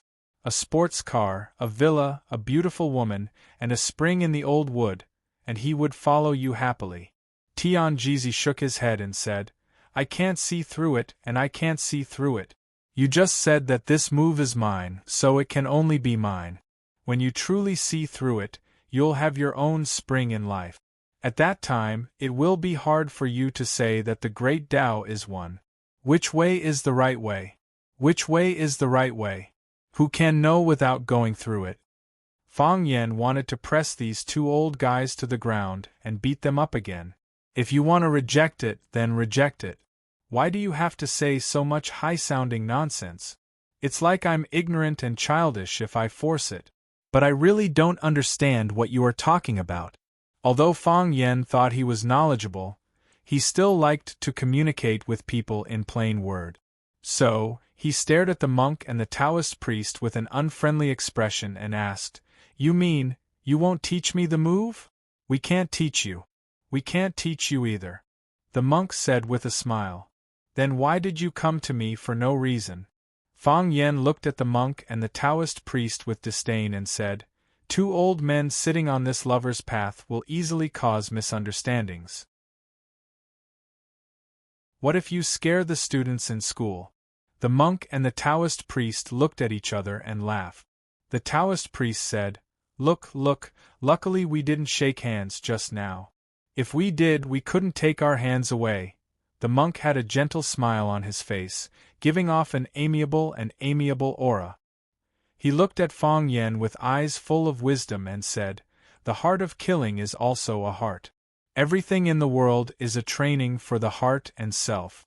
Fang Yen, throw away the burden and stride forward. This is just a small world. You will enter the real big world and achieve great freedom. What is a big world? Fang Yen asked.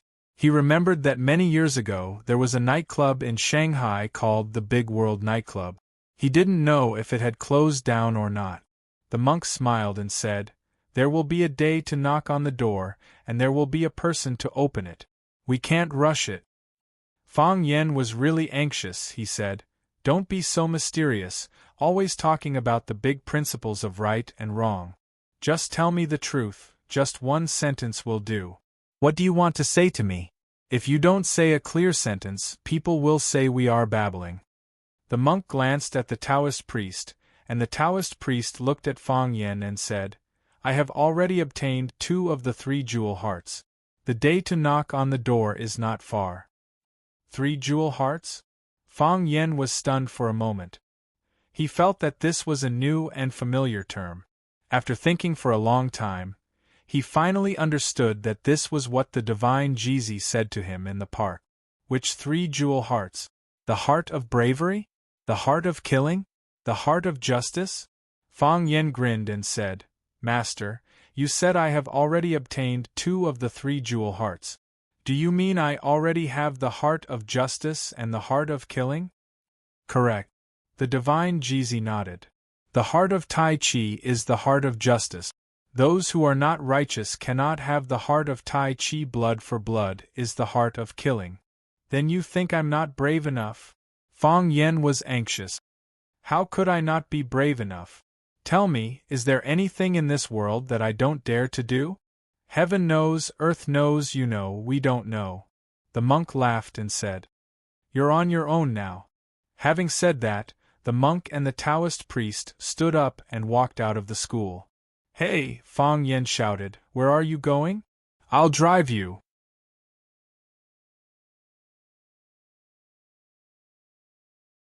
Chapter 5:11. A gentle breeze blew, and ripples appeared on the surface of the lake. The warm sunlight shone evenly on the ground, giving everything a layer of golden coat. The red buoy floating on the surface of the lake rose and fell. That was the teasing behavior of the fish before they took the bait. It's just like humans. Before they do anything, they will test the waters in every possible way. Until they are sure that this behavior will not bring any danger, then they will swallow it. But what they do not know is that the devil is 10 times as tall as the righteous. Those fish test everything, thinking that they are safe, but they do not know that the safest moment is also the moment of danger. As long as there is greed, one foot has already stepped into the depths of hell. As the young man spoke, he shook his wrist, and a red carp was thrown into the air by him. The carp was full of strength, and even though its body was dehydrated, it was still struggling. The fishing rod was pulled and bent, and the fishing line swayed in the air.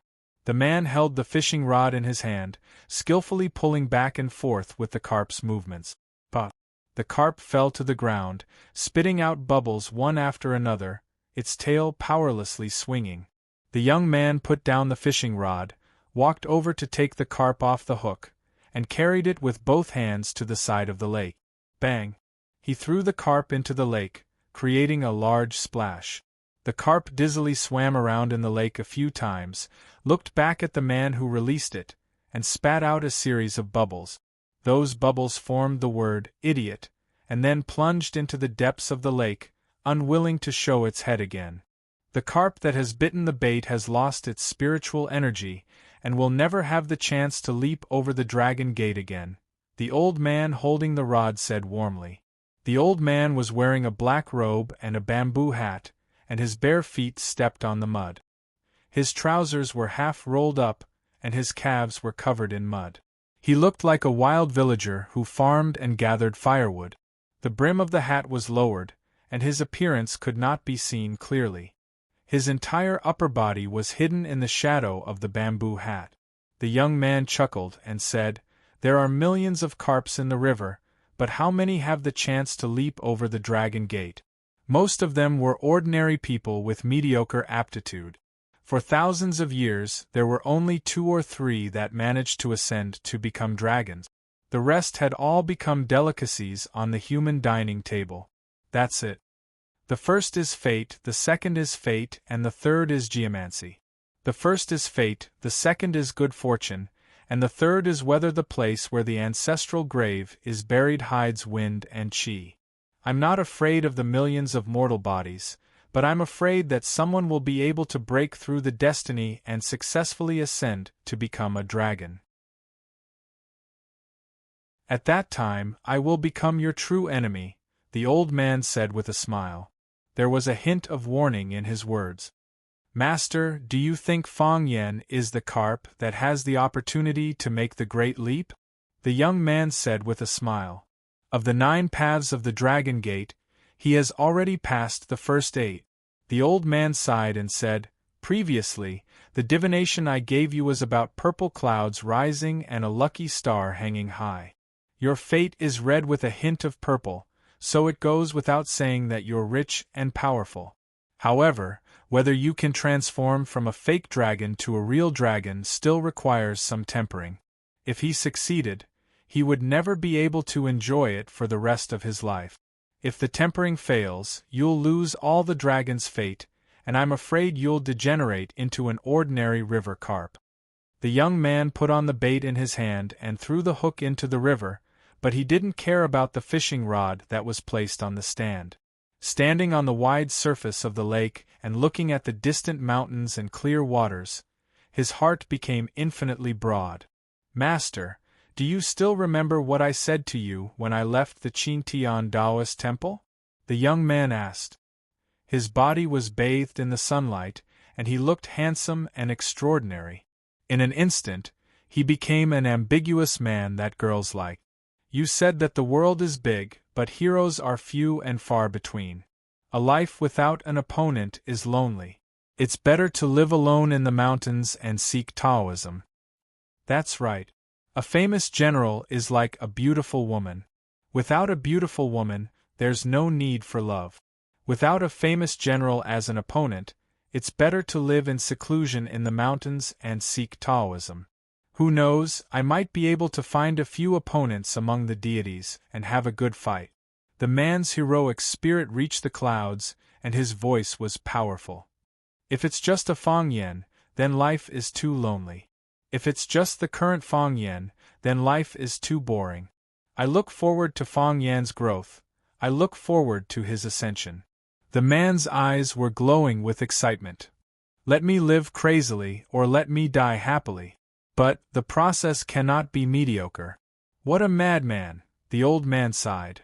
Fang Yen mourned for 3 years at Swallow Dock, and also pulled the world's attention away from Flower City for 3 years. Lu Chaoga is also an extraordinary woman. In 3 short years, she helped him build a large commercial kingdom. Gu Zhonglan, Hutong Willow, these young talents are all in his hands. With the help of Du Qing and other heroes of the underworld, his momentum has been set. Flower City has become a place for him to soar. We can't stay here for long. This battle should be quick and fierce. We can't drag our feet and enter his dojo.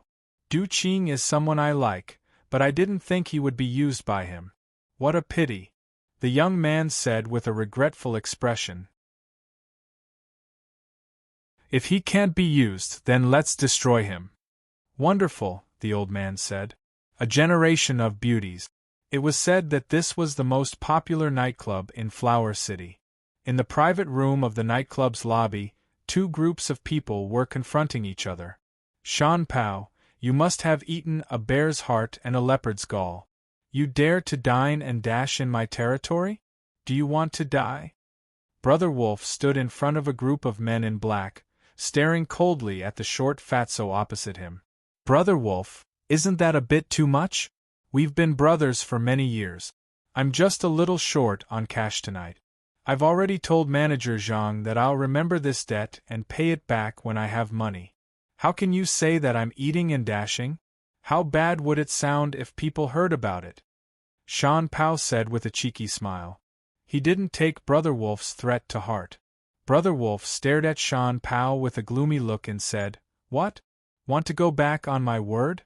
Shan Pao, aren't you afraid of drowning? You know that I have a big shot behind me. If you don't know what's good for you, don't blame me for not warning you in advance.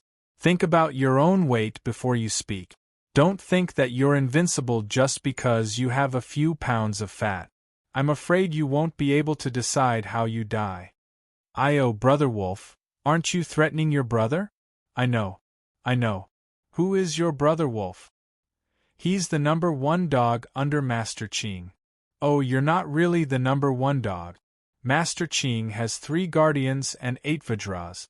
It's said that there's also a mysterious thug called Master 13, a godly person who can sit on the same level as Master Qing.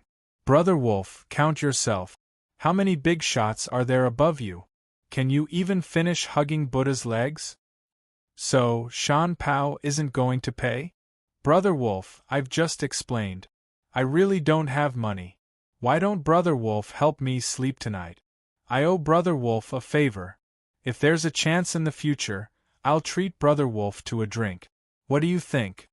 Shan Pao said with a smile, as if he was a dead pig that was not afraid of boiling water. Shan Pao, you're forcing me. Brother Wolf, I'll force you tonight. What can you do to me? The smile on Shan Pao's face gradually faded. He stared at Brother Wolf fiercely and said, I'm not going to pay. I'm eating a free meal from your beautiful woman. I'm playing with your girl and not paying. What can you do to me? Brother Wolf waved his hand and rushed towards Shan Pao. The men in black behind Brother Wolf had long been ready. After receiving Brother Wolf's order to attack, they pounced on the earth cannon opposite them. Brothers, go! Shan Pao roared. His short legs kicked the ground and he jumped up like a cannon. He clenched his fist and punched towards Brother Wolf. At the coastal port. What? Are you Qinghong bullying us? We're unloading our own goods. Why should we listen to your orders? Why should we pay for you? Who do you think you are? Wang Dafa, don't lie through your teeth. Are you the owner of these goods? Why don't you show us some proof? We, Qinghong, do business for the public and private. These goods were entrusted to us by the customers. We have to look after them. If you unload them, how are we going to answer to the customers? I said we're the owner of these goods. We are the owner of these goods. You want proof? Okay, brothers. Who knows how to write? Write a note and burn it for them. Let them read the words on it in the afterlife. Destroy them for me. Brothers, F*ck them. At the bus stop. Thief. Catch the thief. A girl who looked like a student screamed. An ordinary-looking man was holding a mobile phone in his hand. He was running frantically through the crowd. Bang! His head smashed into a sturdy wall, and his body retreated several steps before he fell to the ground on his butt. He raised his head and looked over. It wasn't a wall, but a tall man in sportswear. The man stared at him fiercely and scolded, "Are you blind? Don't you know what this place is? All the shops here are our tenants. You dare to come here and cheat people. Believe it or not, I will break your legs." "I really don't believe it." The thief smiled triumphantly. He suddenly opened his mouth and roared, "Help, help, the hooligan is hitting people, help! They're here, they're here!" A group of men in black came from all directions and pounced on the tall man in the sports attire. The man in sportswear was stunned for a moment. Then, he waved his fists to welcome the storm-like attacks. In five-star hotel lobbies, at bus stops, at tourist attractions, and in shopping malls, this kind of thing kept happening.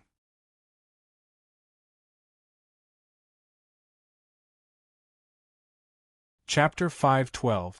That night, the video of the hooligans fighting each other was uploaded to the internet. Once it was uploaded, it became a trending video on all major web portals and social media platforms. "Oh my God, this is too scary. Those hooligans are beating people up at the train station. Are they filming a movie? This is an international five-star hotel. Those scumbags are beating up foreign guests. Isn't this going to cause an international dispute? We must get rid of these scumbags and return watching to a peaceful living environment." Countless people left comments criticizing the hooligans' vile behavior, calling on the government to bring these bad guys to justice. Netizens all over the country began to criticize Hwaching's public security and the government's inaction.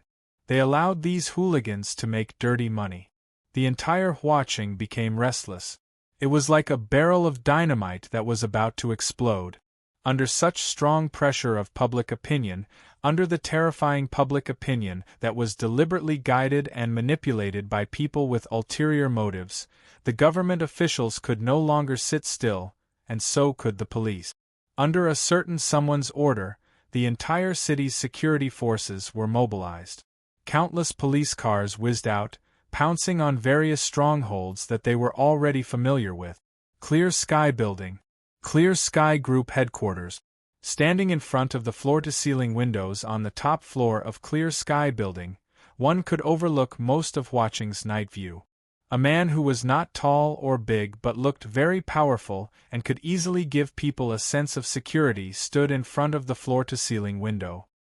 His hands were in the pockets of his pants, and his expression was solemn as he looked at the traffic outside that was like a rainbow and the lights were like a dragon.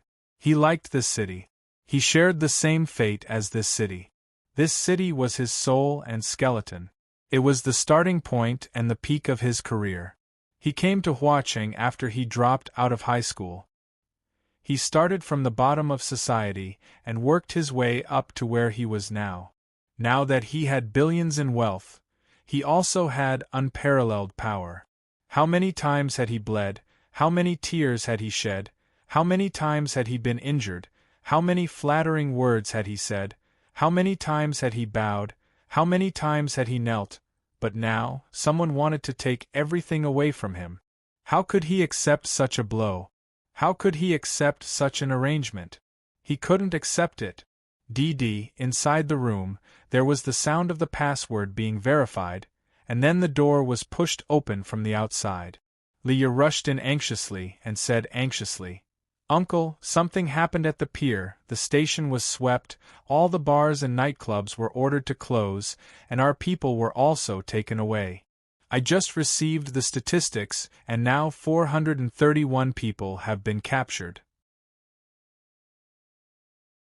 The number is still increasing. Did something happen to Tiger?" "Something happened over at Lord Hu's side. Lord Hu has also been captured. What's the situation with Luobadeo?" "Something happened on Luobadeo's side too.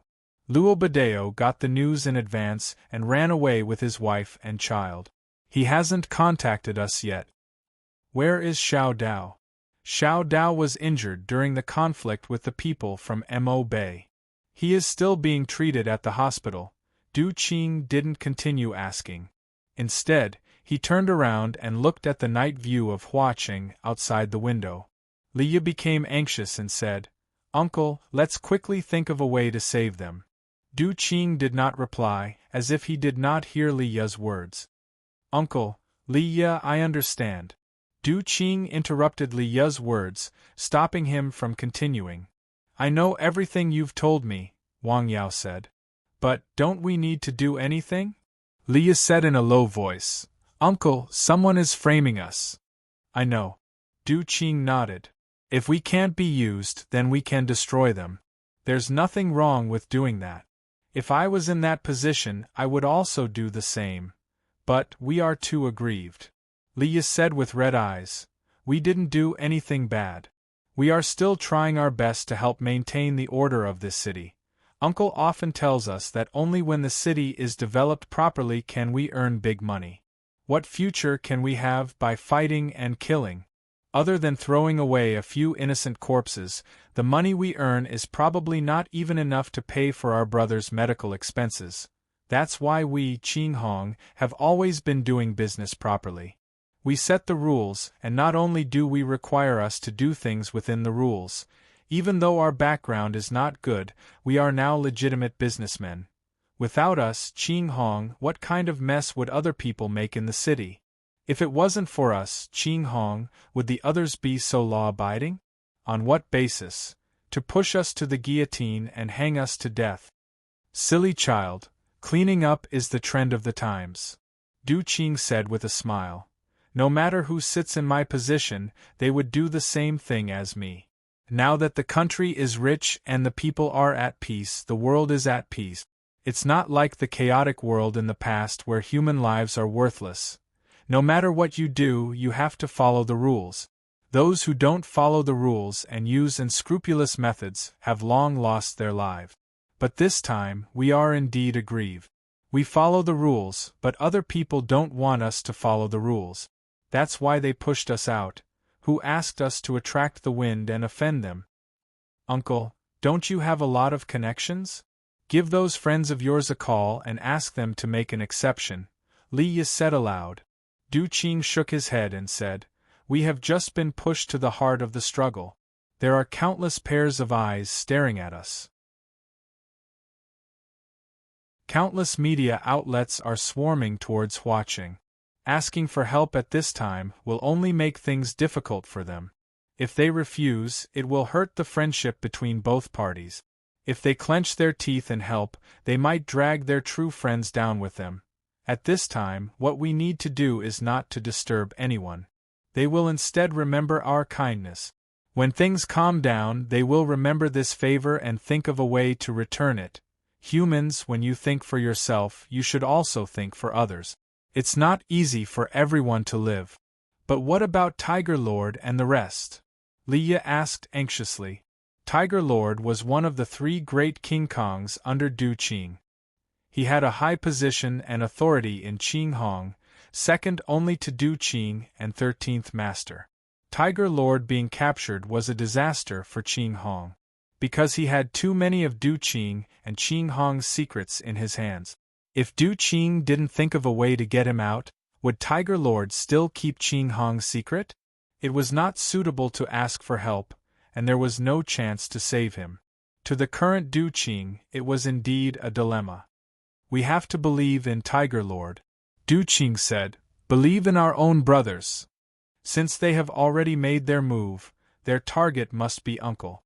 Li Yi said worriedly, "Uncle, find a place to hide. Don't be in the company, and don't go to any other places where you need to show your face. I will summon the great demons to protect you." "Li Yi, there's no need," Du Qing said. "It's good that everyone is safe. We don't need to pull them out from the shadows to show everyone.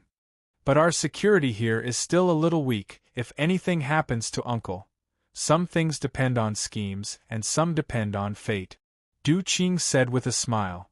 When the schemes are exhausted, it's time to gamble with your life. I have been scheming with others for my entire life, and I have also gambled with my life.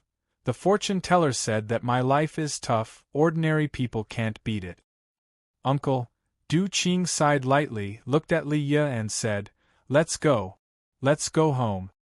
Li Ye nodded and said, It's too dangerous at home. How is it not dangerous? How about, Uncle, temporarily leave Flower City? We can't leave. Du Qing rejected this suggestion. No matter what, we can't leave. If we leave Flower City, it will be exactly what they want. We will no longer have any chance to turn the tables. I will go back with Uncle, Li Ye said. Du Qing smiled, walked to the door, put on his jacket, and walked outside. Li Ye followed closely behind, afraid that something might happen to Uncle. Under the protection of a few bodyguards, Du Qing and Li Ye took a special elevator to the underground parking lot. For safety reasons, there was a garage under the Clear Sky building that was completely isolated from the other areas. There were several different kinds of cars parked in the garage, making it convenient for Du Qing to choose a car according to his need. Just as they walked to the entrance of the garage, they saw a tall man sitting on the roof of a white Volkswagen. Li Ye's eyes turned cold, quickly ran in front of Du Qing, stared closely at the man in black, and shouted, Great Demon, why are you here? Clang! The Great Demon jumped down from the roof, grinned sinisterly, and said, Master Qing is in trouble. I am here to protect Master Qing.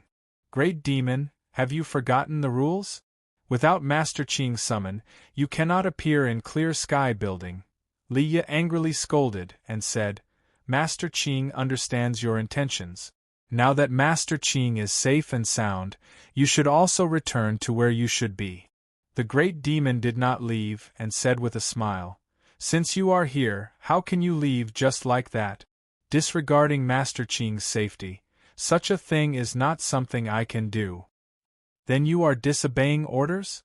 Li Ye coldly stared at the Great Demon and said, This is the loyalty you are showing? Du Qing patted Li Ye's shoulder, indicating that she should not be agitated. Then, he walked in front of Li Ye, looked at the Great Demon who was standing there with a sharp blade in his hand, and said coldly, Great Demon, someone asked you to stand here and take my life, right? Master Qing is wise. The Great Demon laughed loudly and said, Qing Hong collapses. Chief Du Qing flees in fear of punishment, but is intercepted and stabbed in the heart by his subordinates. Master Qing, you must like this kind of news headline, right? Someone asked me to stand guard here. No matter what, I have to make you stay. Master Qing won't make things difficult for us little brothers, right? Crash! The bodyguards in front of Du Qing took the initiative to rush toward the Great Demon.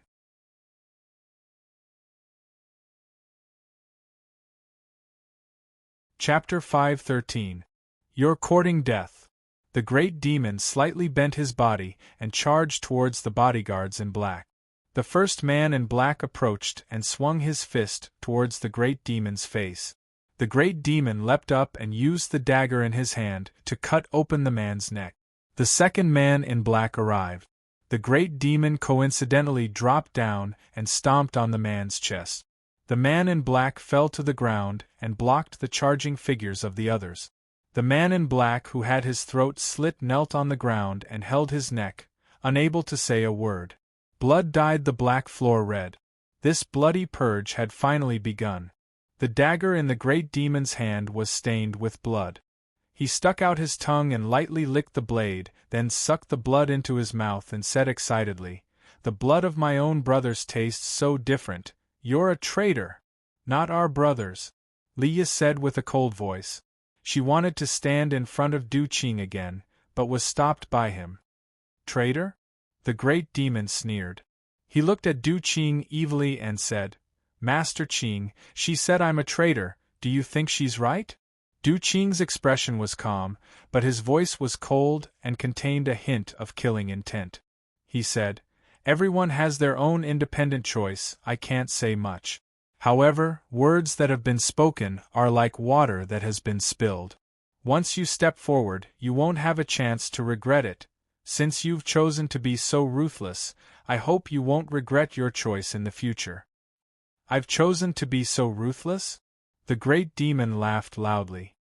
He stared at Du Qing fiercely and asked, Master Qing, you said I've chosen to be so ruthless. I really want to know, who was the one who chose to be so ruthless? Lord Tiger has been caught by the cops, and the brothers have been scattered. Lord Green, my respected Lord Green, my most beloved young man, as the leader of Green and Red, shouldn't you stand up and save your brothers at this time? Where are you planning to go? How do you know Uncle isn't planning to save them? Liu retorted bluntly and said, Uncle has his own considerations. What does a simple-minded guy like you know? Great demon, get out of my way. I've already sent an alarm upstairs. When they come down, you'll be dead. Liu, you don't have to use this little trick anymore. The people above won't receive your warning, and they won't come down to save us, Du Qing said arrogantly. You've been deserted by everyone, and no one will stand up for you anymore. Master Green, do you know why? Because you are a heartless coward. Because you don't care about your brothers' lives at all. Du Qing looked at the great demon and said, Did Lord 13 teach you to say these words? I said it, said a hoarse male voice. The man was tall, nearly 2 meters in height. And because of his fat body when he walked, he was like a lofty moving mountain. His head was smooth and shiny under the illumination of the white light above his head. Behind Lord 13, a group of black-clothed men were coming over. Du Qing looked at the black-clothed men and smiled. Old Kai Fu, Fire Boss Zhang Xing, they all say that I, Du Qing, have 3 great guardians and 8 great Vajrapani. Now one of the 3 great Vajrapani is here, and 3 of the 8 great Vajrapani are here. Lord 13, is everyone here? The black-clothed men were a bit ashamed. Some of them looked away, unwilling to meet Du Qing's eyes. They didn't come to protect Du Qing, but to stop him. Lord 13 stood in front of the crowd with his large leather shoes, looking down at Du Qing and asked, How long have we known each other? 22 years, Du Qing answered. 22 years, 7 months and 8 days, Lord 13 said. Do you know why I remember this date so clearly? Because on this day, 22 years, 7 months and 8 days, you and I were still carrying bags at the dock. Because I was the strongest, the fastest, and earned the most money. The foreman was jealous and wanted to deduct my pay, so I argued with him and was almost beaten to death by them. It was you who single-handedly charged into the crowd with a kitchen knife and pulled me back from under their punches and kicks. If it weren't for you, my corpse would have sunk into the sea that day. From that day on, I, Du Qing, made up my mind to do anything for you, Du Qing. If you said you wanted to kill, I went to sharpen my knife. If you said you wanted to go into the sea of fire, I went to get wet. If you said you wanted me to do it, I did it for you. If you gave me an order, I would kill for you without fear of death. Although I'm the 13th child in my family, I only have you as my big brother in my heart, and I only recognize you. When we first came out to conquer the world, countless people wanted to step on us, countless gangs wanted to destroy us. We killed our way through, prayed to Buddha, and finally sought refuge under Li Xiyuan, the leader of Qing Hong. Only then did we truly settle down, and only then did we truly get the chance to display our skills.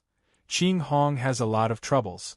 Many people in and out of the sect wanted to step on you, but who stood up for you? Some people secretly played dirty tricks, and who brought their brothers to chase after them for dozens of miles. Later, Boss Li died of illness, and countless people in Qing Hong wanted to take over. Who helped you get the throne under your butt? Who made you the #1 person in Qing Hong? Du Qing looked at Lord 13 and said, So? Is this the reason why you betrayed me? I never wanted to betray you. Even if I'm standing in front of you now, I never thought of betraying you. Lord 13 said with an agitated expression, But Lord Qing, my big brother, tell me, what are you planning to do? Tell me the truth, are you planning to give up on our brothers? Those brothers who fought with us all the way, but now they've become an eyesore? Du Qing sneered and said, "This is the reason why you gathered to stop me? I don't think so. Lord Qing, now that things have come to this, are you still not willing to give us a clear answer?" Lord 13 said with a gloomy expression, "Our brothers risked their lives for you, and we've taken on countless scapegoats for you. We just want justice, we just want to ask for an explanation. Did you think that our brothers were an eyesore, so you casually got rid of them?" Du Qing sighed and said, "Old 13, it's been so many years, but you've never been good at scheming. You're a valiant general, and no one in Qinghong is your match. Fighting and killing are your forte, so why do you have to sacrifice your forte?" Du Qing looked at the Qinghong subordinates standing behind Lord 13 and said, "Everything happened too suddenly, and it hasn't even been 5 hours since it started. My brothers, in such a short time, you've already gathered to rebel against me, and the reason for your betrayal is that I want to give up on my brothers. What I want to know is, who told you that I want to give up on you? Who told you that I'm not going to save them?" Du Qing said angrily, and his aura was extremely imposing.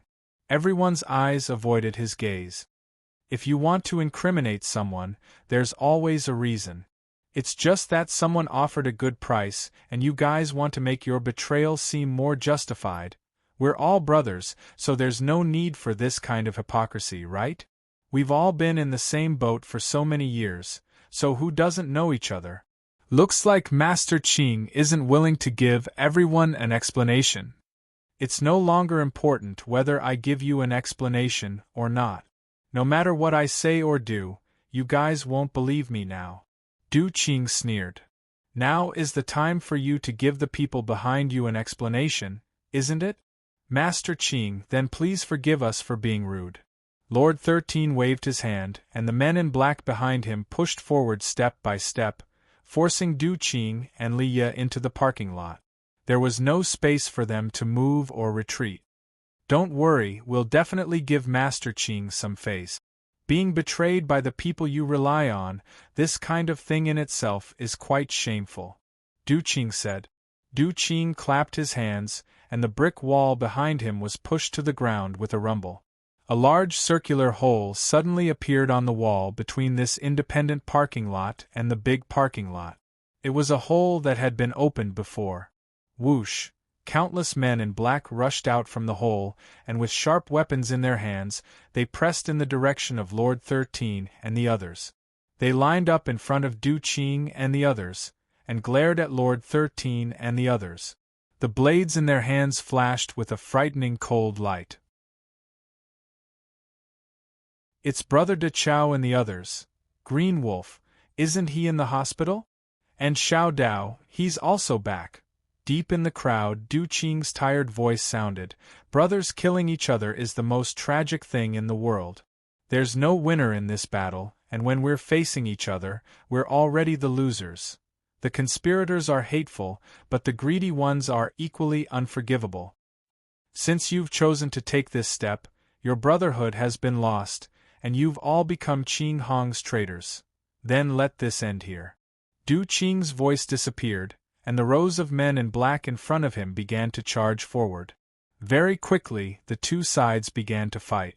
Li Ye had been protected by Du Qing, and when she saw the two sides fighting fiercely, she looked at Du Qing with a face full of shock and said, "Uncle, you already knew that Lord 13 and the others would betray you?" "I didn't know," Du Qing said, "I only guessed. The outside world is in chaos, and there will naturally be all kinds of hidden dangers. It's just like how you only have a cold, but when your body is weak, every kind of germ in the air will become your enemy." Li Ye understood what Du Qing meant. When Flower City suddenly had so many bad things that were closely related to Qinghong, he already had a sense of danger. The most powerful people around him were also the people who were most likely to betray him. Thus, he made some preparations for this, and these preparations happened to save their lives. What happened to the brotherly bond? What happened to their mutual trust?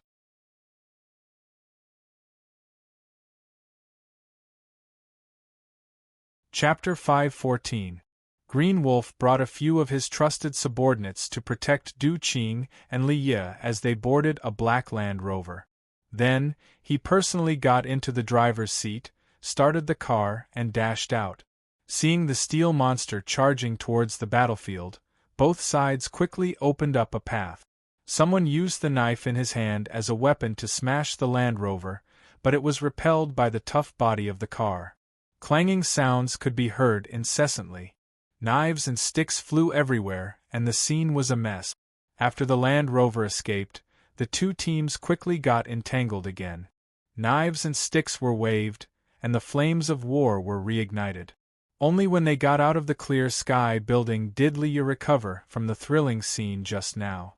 She said angrily, "I didn't expect Master Lu San to have evil intentions. I always thought he was the most trustworthy person in Qinghong."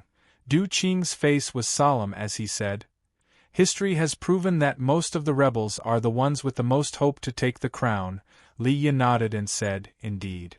If something happens to Uncle, Lu San can naturally take over Qinghong's brothers and business. He looks loyal on the surface, but he's treacherous in his bones. This kind of person is the most vicious and cunning. He's just unwilling to be satisfied with the current situation." Du Qing sighed softly. 13 fought with me for the world. We fought with knives and blood, and made great achievements. However, a general has to fight. What kind of general is a general if he doesn't fight? Now that the traces of Qinghong are fading, it's the modernized Clear Sky Group that has soared to the sky. 13 is a hot-blooded person with no place to spill his blood. He hides in the huge shadow of Clear Sky Group. Even some newly recruited talents can show their skills and get flowers and applause. 13 has almost been forgotten by people. It's understandable that he has resentment in his heart. Li Yi sighed and said, "Those who can't keep up with the times can only be abandoned by the times. When I was young, Uncle told me the story of the brave and the clown. When the enemy attacked, the brave waved his spear and went into battle. The clown hid behind the crowd and laughed. He pointed at the brave warriors who were bathed in blood on the battlefield and shouted, 'There was a thorn in his foot.' The brave charged in front and the clown nitpicked at the back. Lu San is that nitpicking clown. He can't integrate himself into this society, but he can't accept the achievements of others. For so many years, his uncle had never mistreated them and treated them as his real brothers. But how did they treat him? Gather against uncle, murder uncle. If her uncle died tonight and they took over the Green Cloud Group, what would they do to the Green Cloud Group? Do they have the ability to control such a modern company? Li Yi, remember, don't think of yourself as too smart, and don't think of your opponent as too stupid.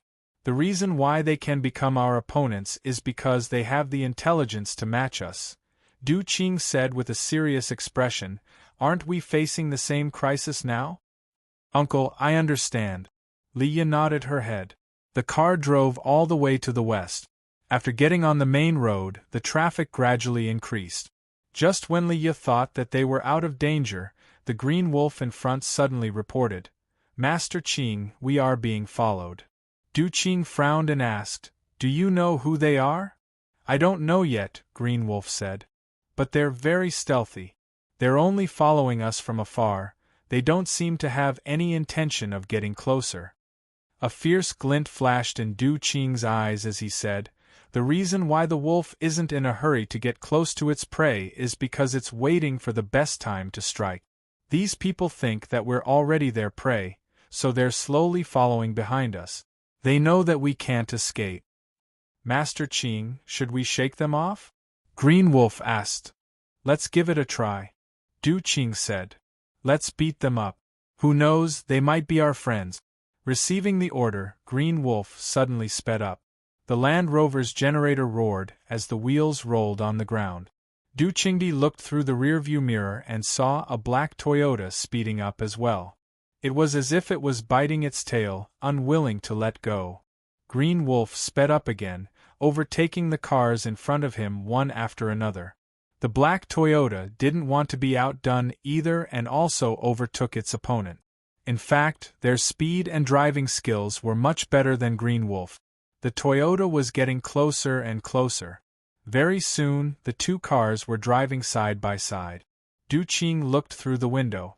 The opposite window was completely dark, so he couldn't see anyone inside. "Speed up again," Du Qing said. Green Wolf slammed on the accelerator, and the Land Rover charged forward like a mad bull. The car shook more and more violently. Green Wolf gripped the steering wheel tightly. If he wasn't careful, the steering wheel would spin and the front of the car might crash into the railings on both sides of the road. Du Qing saw that the Toyota didn't want to be outdone either. It was still following them closely. Bang! The car shook slightly. The feeling wasn't clear. It could just be that his heart missed a beat. However, Du Qing sensed danger, and all the hairs on his body stood on end. "Green Wolf!" Du Qing shouted. "Master Qing!" Green Wolf held the steering wheel with both hands and kept overtaking the cars, not daring to relax. "What's your order?" "Turn to Harbor Road," Du Qing said in a low voice. "Master Qing," Green Wolf panicked and reminded, "Harbor Road is too secluded. It's not good for us to break out." "Who said we're breaking out?" Du Qing asked. Green Wolf didn't dare to refute Du Qing's order. At the crossroad in front, he suddenly turned the steering wheel and the car sped towards Harbor Road. At the end of Harbor Road was the sea. To the east was the seafood pier, and to the west was the Plum Creek scenic area. The Harbor Road was cold and gloomy. Other than the pale street lights, there were no cars or pedestrians. Du Qing told Green Wolf to drive the car on this road. If the Toyota behind them stopped, then both sides would have to fight to the death. Green Wolf had already thought of this possibility. He took out a long knife from his waist. If those people dared to come close, he would stab them in the head. Leah didn't understand Du Qing's intention, but she also took out a small silver gun from her waist. There were 3 bullets in the gun. No matter what, she wanted to help her uncle reduce some of his burden. The other man in black in the passenger seat was called Xiao Dao. He was one of the 8 great warriors by Du Qing's side. According to seniority, he was far ahead of Green Wolf. Green Wolf was one of Qing Hong's new idols.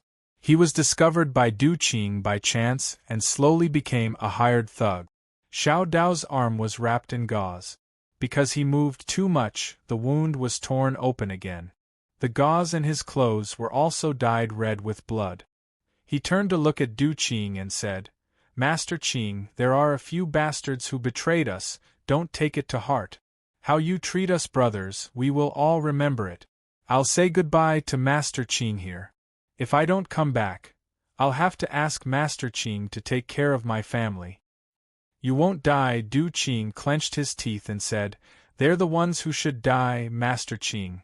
Xiao Dao smiled and said, "It's my good fortune to die for you. I, Xiao Dao, have never admired anyone in my life.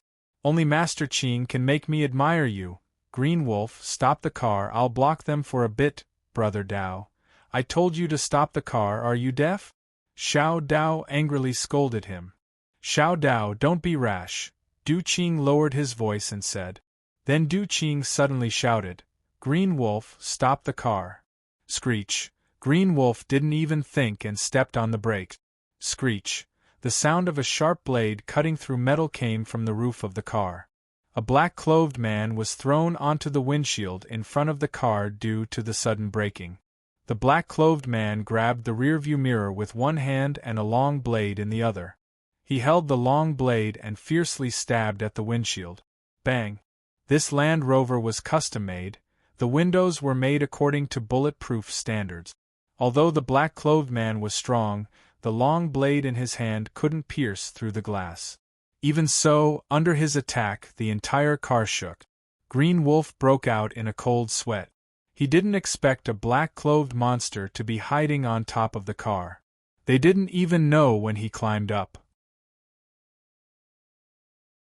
If he stopped the car and let Xiao Dao get off, the moment Xiao Dao opened the door, his head would have been cut off by the black-clothed man. Xiao Dao was even more terrified. After he calmed down, he raged and cursed. "This lowly bastard, I'll kill you with one slash." He pushed the car door open and slashed at the black-clothed man on top of the windshield. The black-clothed man was as agile as a swallow. With a roll, he disappeared from everyone's sight. "Green Wolf, be careful!" Du Qing anxiously shouted and pounced forward. Crack, a crisp sound was heard. The car door was pierced by the long blade. At the same time, the side of Green Wolf's abdomen was also pierced. The black-clothed man's head appeared from the side of the car window. His exposed eyes revealed a bloodthirsty glint. He held the long blade in his hand and was about to stab it again when Leia raised her gun and shot at him. Die, die! Leia pulled the trigger with all her might, emptying the 3 bullets in the silver gun in one go. However, the black-clothed man disappeared again. He came and went without a trace. He was a Japanese martial artist.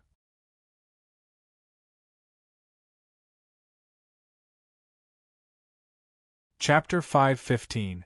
Get off! Du Qing shouted. He pushed open the door on the left and was the first to jump out.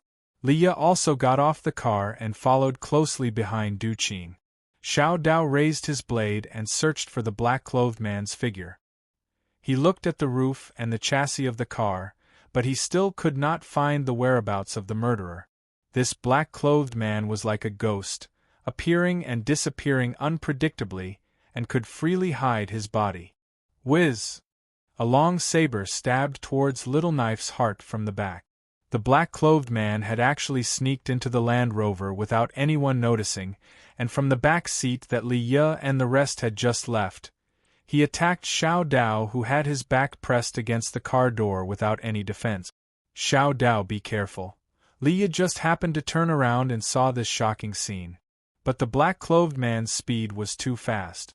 Just as she opened her mouth, the blade had already pierced out. Before she could finish her warning, the blade was already about to pierce into Xiao Dao's body. Baka, the black-clothed man's eyes flashed with red light. To him, killing was an extremely exciting thing. Fortunately, he was still unable to stab the long blade into Xiao Dao's body. Because when Xiao Dao's life was in danger, Du Qing rushed over and pushed him away. Hiss! The long blade pierced through the air, and could only stir up a mass of air. Du Qing's body rushed towards the black-clothed man, and punched towards his face that was wearing a black hood. The black-clothed man's body shrunk back into the back of the car, and with a pring sound, he jumped out from the other side of the car door. This battle happened in the time it takes for a spark to fly off a flint.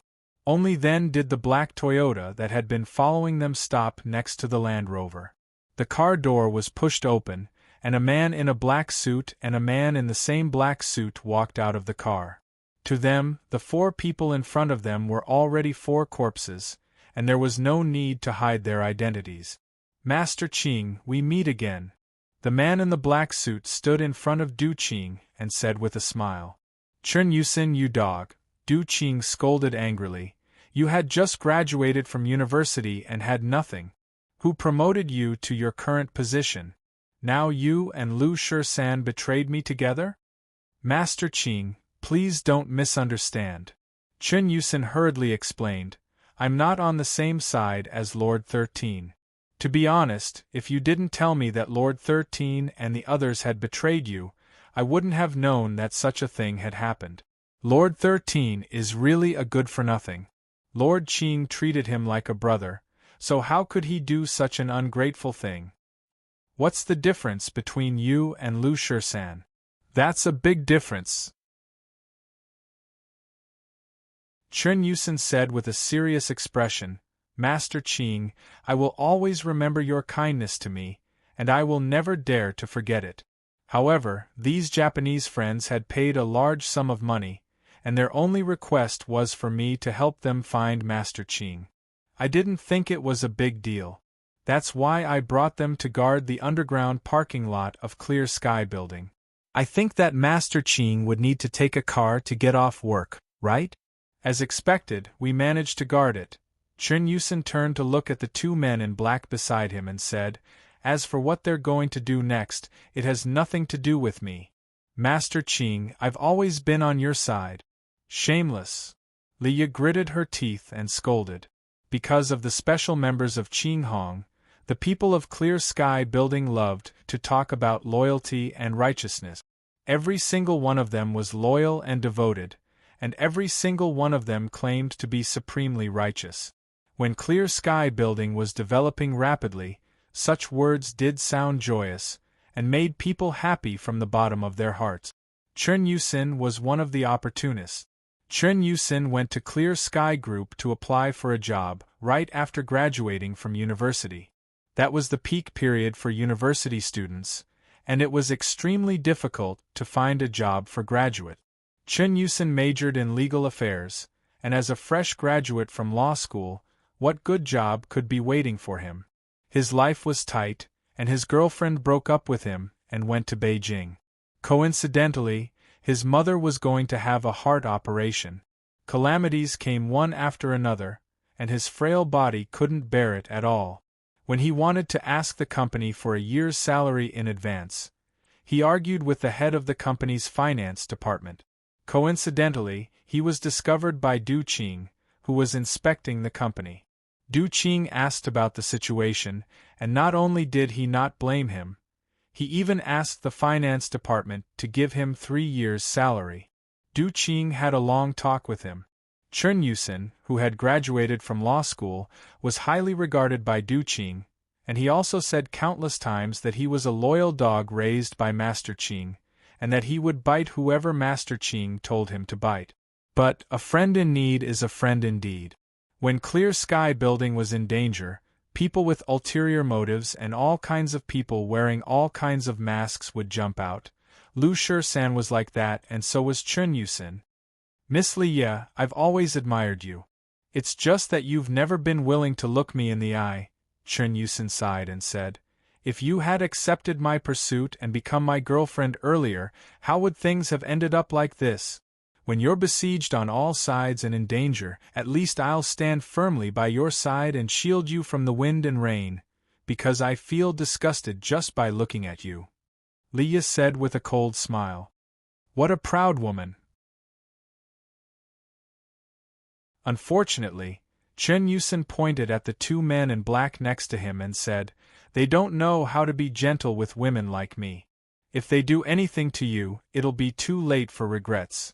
Seeing Chen Yusin and Du Qing arguing fiercely about something and pointing at the 2 of them from time to time, the 2 Chunin ninjas who crossed the sea looked at each other, feeling a strong sense of wariness in their hearts. What are they talking about? Mitsui Playboy asked in a low voice using ninja lingo. Could it be that they're discussing terms? Koizumi answered with a face full of anger. If he can accept our bribe, he will also accept the price of others. That Du Qing is 100 times wealthier than us. What an untamed wild dog, Mitsui Playboy said angrily. He held the longsword in his hand and suddenly turned 90 degrees. Screech! The longsword in his hand pierced into Chen Yusin's abdomen. The smile on Chen Yusin's face froze. He looked at the longsword in his abdomen and the blood gushing out of it in disbelief. He asked in Japanese. Why, we hate traitors, Mitsui Playboy said with a look of disdain. We don't understand what you're talking about with your previous master, but we can't accept betrayal, so it's safest for you to die. Chen Yusin reached out his hand, trying to grab something. But he didn't have the strength to grab anything. Mitsui Playboy suddenly pulled out his longsword, and Chen Yusin's body fell to the ground like a lifeless wooden puppet. Mitsui Playboy swung the longsword that was dripping with blood and glared at Du Qing viciously. He said in Japanese, Insulting the sword god is the same as insulting us Japanese martial artists. We can only use your blood to wash away the insult that the sword god's descendant has suffered. Mitsui Playboy's body disappeared as soon as he finished speaking. When he reappeared, he was already in front of Du Qing. He raised the longsword in his hand and slashed at the small knife in front of Du Qing. He had to kill these small fries first before he could get rid of Du Qing. Although the process was a little complicated, he believed that it wouldn't take too much time. Smack! Mitsui Playboy's body was sent flying like a kite with a broken string, and he fell to the ground with a thud. After Mitsui Playful charged out, Koizumi Bukaku chased after him. However, Mitsui Playboy was thrown back the moment he made his move. Koizumi, who was halfway through his charge, could only retreat in a hurry. Koizumi looked at Du Qing in shock. Could there be a peerless martial artist hidden in their group? Very soon, Koizumi noticed something strange. Because there was one more person in the group of prey. It was a very young man. Fang Yan walked out from behind Du Qing and stood in front of Du Qing, Li Ye, and the rest with his thin but not weak body. He looked at Xiao Quan with disdain and said, "You've set such a heavy bait, but you only got 2 small fishes. It's really disappointing." Koizumi didn't understand the Huaxia language. Of course, if he could understand the Huaxia language, he wouldn't have bribed Qin Yusen to help him find Du Qing's whereabouts. However, he could see the ridicule in Fang Yan's eyes. If Fang Yan knew what he was thinking, he would have explained it to him. Fang Yan really didn't mean to ridicule him. He just despised him a lot. He had spent so much time and invested so many cameos, but he only caught 2 small fish. Wasn't it too unfulfilling? You wanted to blow up a dinosaur, but you only killed a fly. You wanted to kill a goddess with a single shot, but you ended up killing a psycho. Fang Yan felt wronged, all right? As a warrior, he could die, but he couldn't bear to be ridiculed. Xiao Quan bowed disrespectfully, and his body suddenly disappeared from the spot. Whoosh! Like a meteor, he dashed into Fang Yan's palm. That's right, his neck was in Fang Yan's hand. It was as if he was the one who rushed over to die. Koizumi stared at Fang Yan with his eyes wide open. His face was filled with horror and disbelief.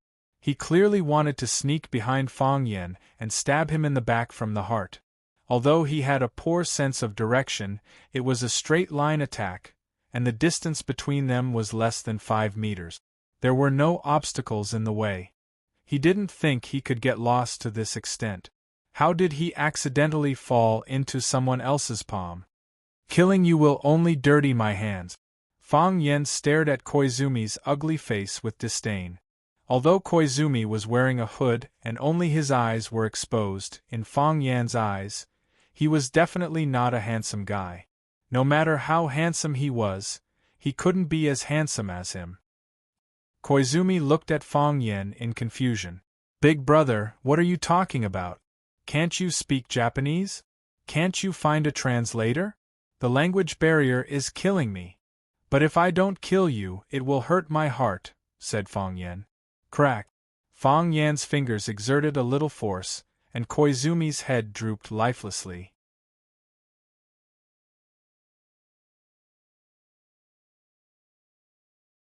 Chapter 5:16. Ninjas appear and disappear unpredictably, but they are not real ghosts or gods. This is not the first time that Fang Yan has come into contact with ninjas. Qing Yin, a disciple of the Chiba army, is a very skilled ninja. Moreover, it is easy to get the superior ninja, which is also known as the wisdom ninja. In that kind of narrow KTV room, they can do many unimaginable things. At that time, the presence of Jiang Qin, Yuan Lin, and Xia Xia really caused a lot of trouble for Fang Yan. However, even a ninja of that level is not a match for Fang Yan at all. Not to mention these 2 idiots who should have just been promoted to Chunin not long ago. This time, he set up such a big trap and made such a big movement, but he only attracted these 2 small fish? Fang Yan is very disappointed, so he naturally has some dislike for these 2 brats. Trash like you have the nerve to jump around in Huaxia? Unfortunately, the 2 Japanese did not understand Fang Yan's thoughts at this time, or they would definitely reduce their grievances. It is said that it is difficult to become a jonin out of 1,000 ninjas, but a chunin must at least stand out from hundreds of ninjas to have such qualifications. Not just anyone can be promoted. Chunin is also very precious, okay? How can you not treat the village chief as a cadre? Fang Yen very flexibly broke Koizumi's neck, then step by step, he walked towards Mitsui Playboy, who has fallen to the ground and hasn't yet got up. With Mitsui Playboy's strength, he was only thrown away, but his body may have already adjusted the angle in midair and landed steadily. Even if he accidentally fell to the ground, he has already agilely climbed up from the ground. Can a guy who is not flexible enough become a glorious ninja? That would never happen. But Mitsui Playboy has been lying on the ground, still has no chance to get up.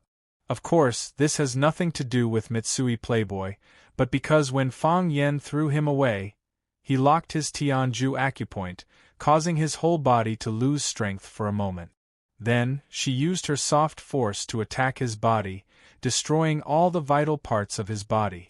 It could be said that Fang Yen had turned Mitsui Playboy into a cripple after a brief encounter. This was also the reason why Mitsui Playboy was unable to get up. Fang Yen stood in front of Mitsui Playboy and looked down at him.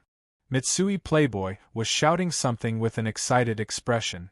Fang Yen did not understand Japanese, and there was no way to translate what he was saying. Maybe he was begging for mercy, saying that he was wrong and that he had a wife in the middle. Who would care about that? Leah looked at Fang Yen in shock. Was this the Fang Yen she knew? The one with the cheeky face, the one with 2 dimples on his face when he smiled, the one who liked to sneak glances at beautiful women, but would be a little shy when he was discovered. Previously, Leah did not have a clear understanding of him, and only felt that he was a somewhat special big boy. Even in her eyes, Fang Yen was not a mature and charming man. The current Fang Yen made her feel strong, safe, and dangerous. Because of Fang Yan's gaze, although he was calm most of the time, and even had a faint smile on his face. However, when a sharp glint flashed in his eyes, that kind of feeling was frightening. It was as if a sheep had suddenly turned into a wolf, or an earthworm had suddenly turned into a poisonous snake. Leah finally understood why her uncle Du Qing told her not to provoke Fang Yen. It was better to avoid such a man. He was a pervert. Fang Yen raised his foot and was about to step on Mitsui Playboy when Du Qing stopped him and said, "Young master, leave it to me." Du Qing took out a dagger from his bosom and squatted down. Ignoring Mitsui Playboy's angry and frightened eyes, he stabbed the dagger into Mitsui Playboy's heart.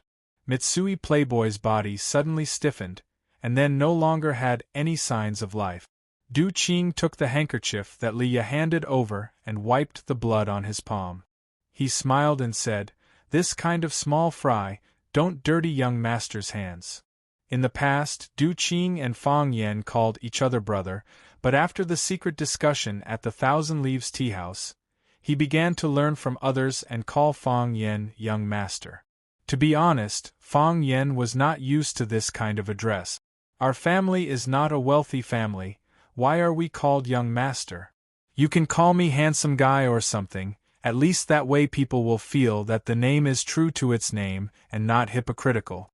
Fang Yen looked at Du Qing and asked with concern, "Big brother Du, are you all right?" Fortunately, young master came in time. "I'm fine," Du Qing said with a smile. He pointed at Green Wolf, who was being helped out of the car by Xiao Dao, and said, "It's just that this brother's injuries are more serious." Fang Yen nodded and said, "It's good that you're fine." Du Qing walked to Xiao Dao's side and whispered a few words into his ear. Xiao Dao excitedly nodded and said, "Don't worry, Master Qing, I'll take care of this." Du Qing solemnly patted his shoulder and said, "I'll take care of your family. No matter when you come back, I'll reserve a place for you by my side." This was a promise. Any lackey who was willing to take care of the boss's matters would receive a very generous compensation after they came out. This was also why lackeys felt that taking care of the boss's matters was a good thing. Green Wolf looked at Xiao Dao enviously and said, "Master Qing, I'll take care of this with Brother Dao." Du Qing shook his head and said, "Your injuries are very serious. Very soon, someone will send you to the hospital for treatment. I also need someone by my side to help. You stay outside and help me." The lackey slapped Green Wolf's shoulder and scolded with a smile. "You brat, you still want to take credit from me? Be careful or I'll break your bones." I don't dare," Green Wolf repeatedly apologized. Not long after, 2 more black off-road vehicles drove over. One car picked up Green Wolf and sent him to the hospital for treatment, while the other car picked up Du Qing, Fang Yen, and the others. After they were far away, Xiao Dao called the police. Li Yi sat in the front passenger seat, while Fang Yen and Du Qing sat side by side at the back of the car. The off-road vehicle was very spacious, so the two of them didn't feel cramped at all. After a long period of silence, Du Qing's phone rang.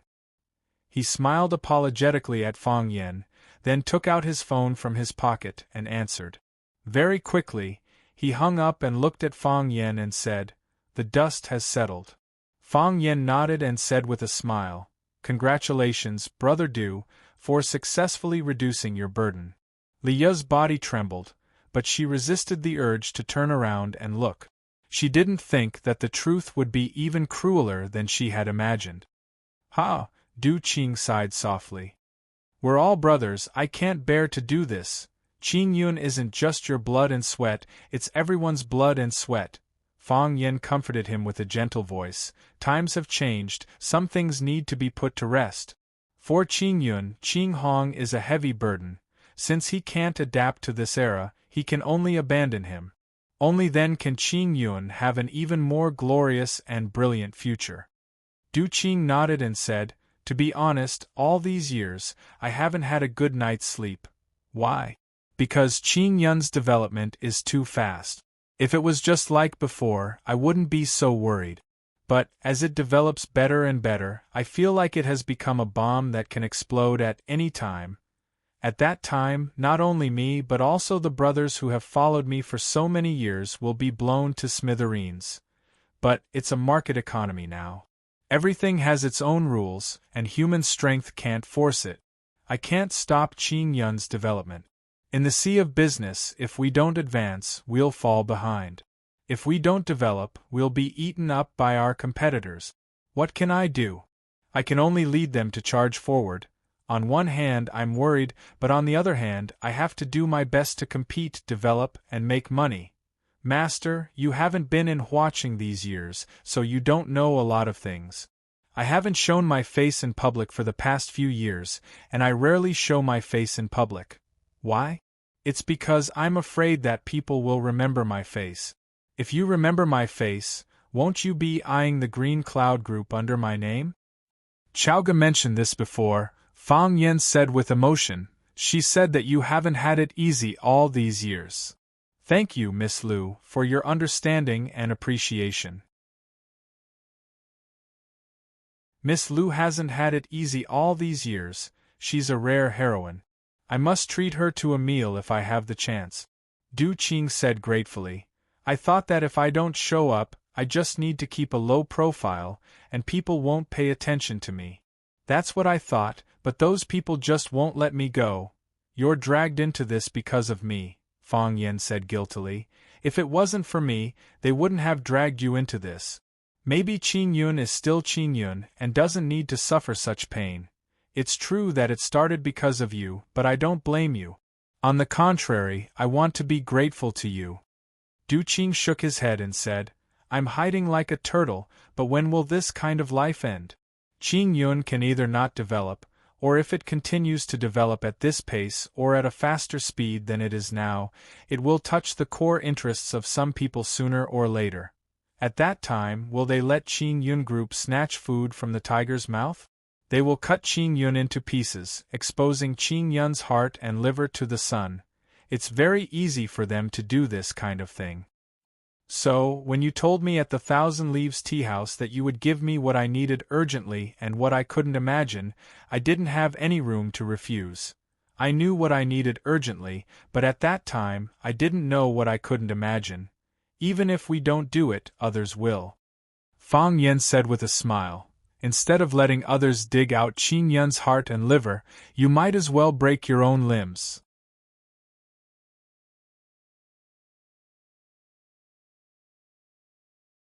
Chapter 5:17 That's right. Du Qing deeply agreed with Fang Yan's words. If we do it ourselves, at least the situation will be under control. The plot is designed by us, and the actors are arranged by us.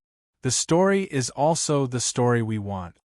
Fang Yan looked at the lights outside the window and said softly, "From now on, Qing Yun can finally go into battle lightly, and Big Brother Du can also sleep well." Du Qing shook his head and said, "If there is a sacrifice, there must be a sacrifice. I personally sent my life and death brothers out, and in the future, I'm afraid that I will wake up from nightmares again and again. They won't forgive me, and I can't forgive myself. Life is helpless. I can only try to be optimistic."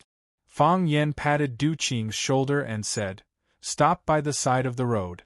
"Ga." The car stopped by the side of the road. Fang Yan got off the car and waved his hand at the car. The car started up again. Du Qing sat alone in the back of the carriage, his face as gloomy as the sky outside. Leah looked at Du Qing's face through the rearview mirror. At this time, Du Qing made her feel extremely unfamiliar. Du Qing finally came back to his senses from his deep thoughts. He took out a cigarette from his pocket and lit it up. He opened the window a crack and allowed the fishy smell of the night wind to hit his face and said, "Ask whatever you want to ask." "The 13th Master is a good person, isn't he?" Leah asked. "He's my best brother," Du Qing said in a deep voice. "I only saved him once, and he gave me his life." "Did the two of you discuss this? You two deliberately instigated those brothers?" Leah's voice rose a little. There were complaints in her heart, and there was anger in her heart. Those who were fighting were all her brothers, brothers who had gone through life and death with them. Even if they were real brothers, how much could they give up for each other? But those brothers of theirs, they were willing to die for their big brother. Du Qing fiercely took a drag of the cigarette, allowing the smoke to pass through his lungs and then out of his nostrils. Only then did he feel slightly more comfortable. He looked at Leah's excited face and said, "You should have already understood the conversation between me and Fang Yan just now." "I don't understand," Leah said with red eyes. "Uncle, must we do this? Must they kill each other? Must we kick them out?" "This is the best choice and the only choice." Du Qing's voice was somewhat hoarse as he said, "This time, the majority of those expelled are old brothers who fought with me to conquer the world. To make such a choice, do you think I feel good in my heart? However, if we don't do this, the entire Green Cloud sect will face a calamity. Just because someone caused a few troubles? Just because of the media's condemnation? Leah, you are too emotional." Du Qing said softly, "I am as sad as you, but my choice will not be wrong. Uncle, I know your choice won't be wrong." "How could you be wrong? You started your career in your teens and have been in Jianghu for decades. What kind of storms have you not experienced? What kind of crafty plot could deceive you? I know Uncle is very, very powerful, and you have always been my idol. In my heart, you are the most charming man. However, what I find hard to accept is that those people who called us brothers yesterday were thrown into the rubbish bin by you in the blink of an eye. You are not that kind of person."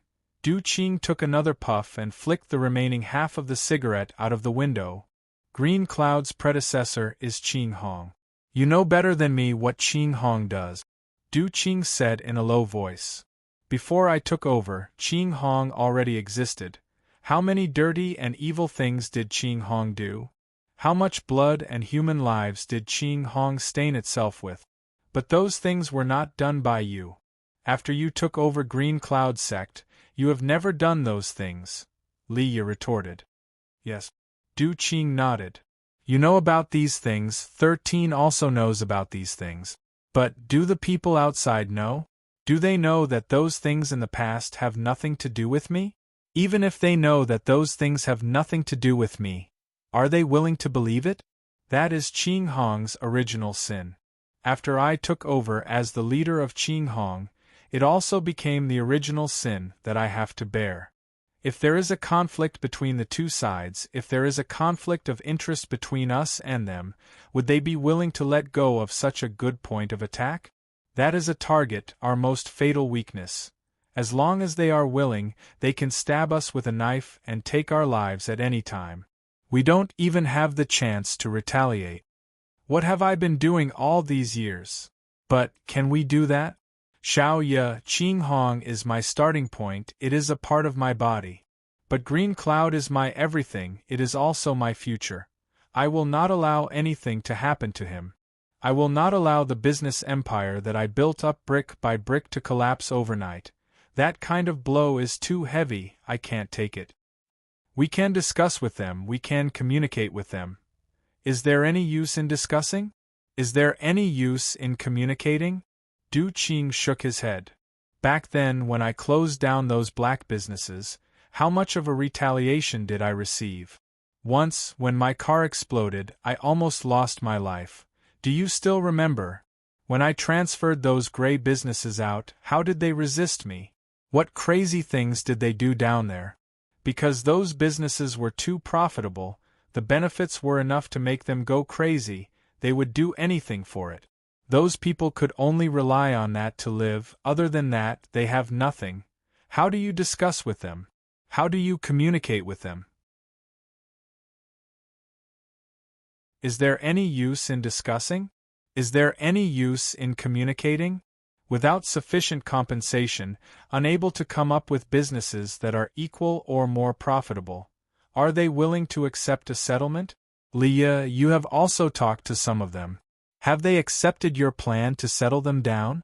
The undercurrent is surging, I have seen all of these things. At that time, I was not in a hurry, because the general situation was in my hands, and a large number of brothers supported me. Moreover, I have not been able to make up my mind to clean up. You waited until Du Chun got into trouble before you made up your mind. That's right. Du Chun was the catalyst that made me make up my mind. Du Qing said without hesitation, since they threw Du Chun out as a test, it means that they already have the idea and plan to eradicate us. I know too well what kind of person that man is. If he wants, he can easily push us down into the abyss, let us fall to pieces, and never be able to rise again. So all these years, you deliberately surrounded the 13th Lord, making them think that the 13th Lord is on their side. They surrounded and united around the 13th Lord. Through the 13th Lord's eyes and mouth, you know every word that those traitors say and everything that they do. They are a group of loaches that have long been in the pot of water. The reason why they are still jumping and rolling is because you have not ignited the fire outside. Now that the time is right, you let the 13th Lord suddenly throw a big fire, and all of them are roasted. There is no possibility of escape. Du Qing sighed softly. His voice was infinitely sad as he said, Little Ye, I have no children. You also know about Du Chun's situation. His ability is not enough to control Green Cloud Group. In the future, Green Cloud Group can only be entrusted to you.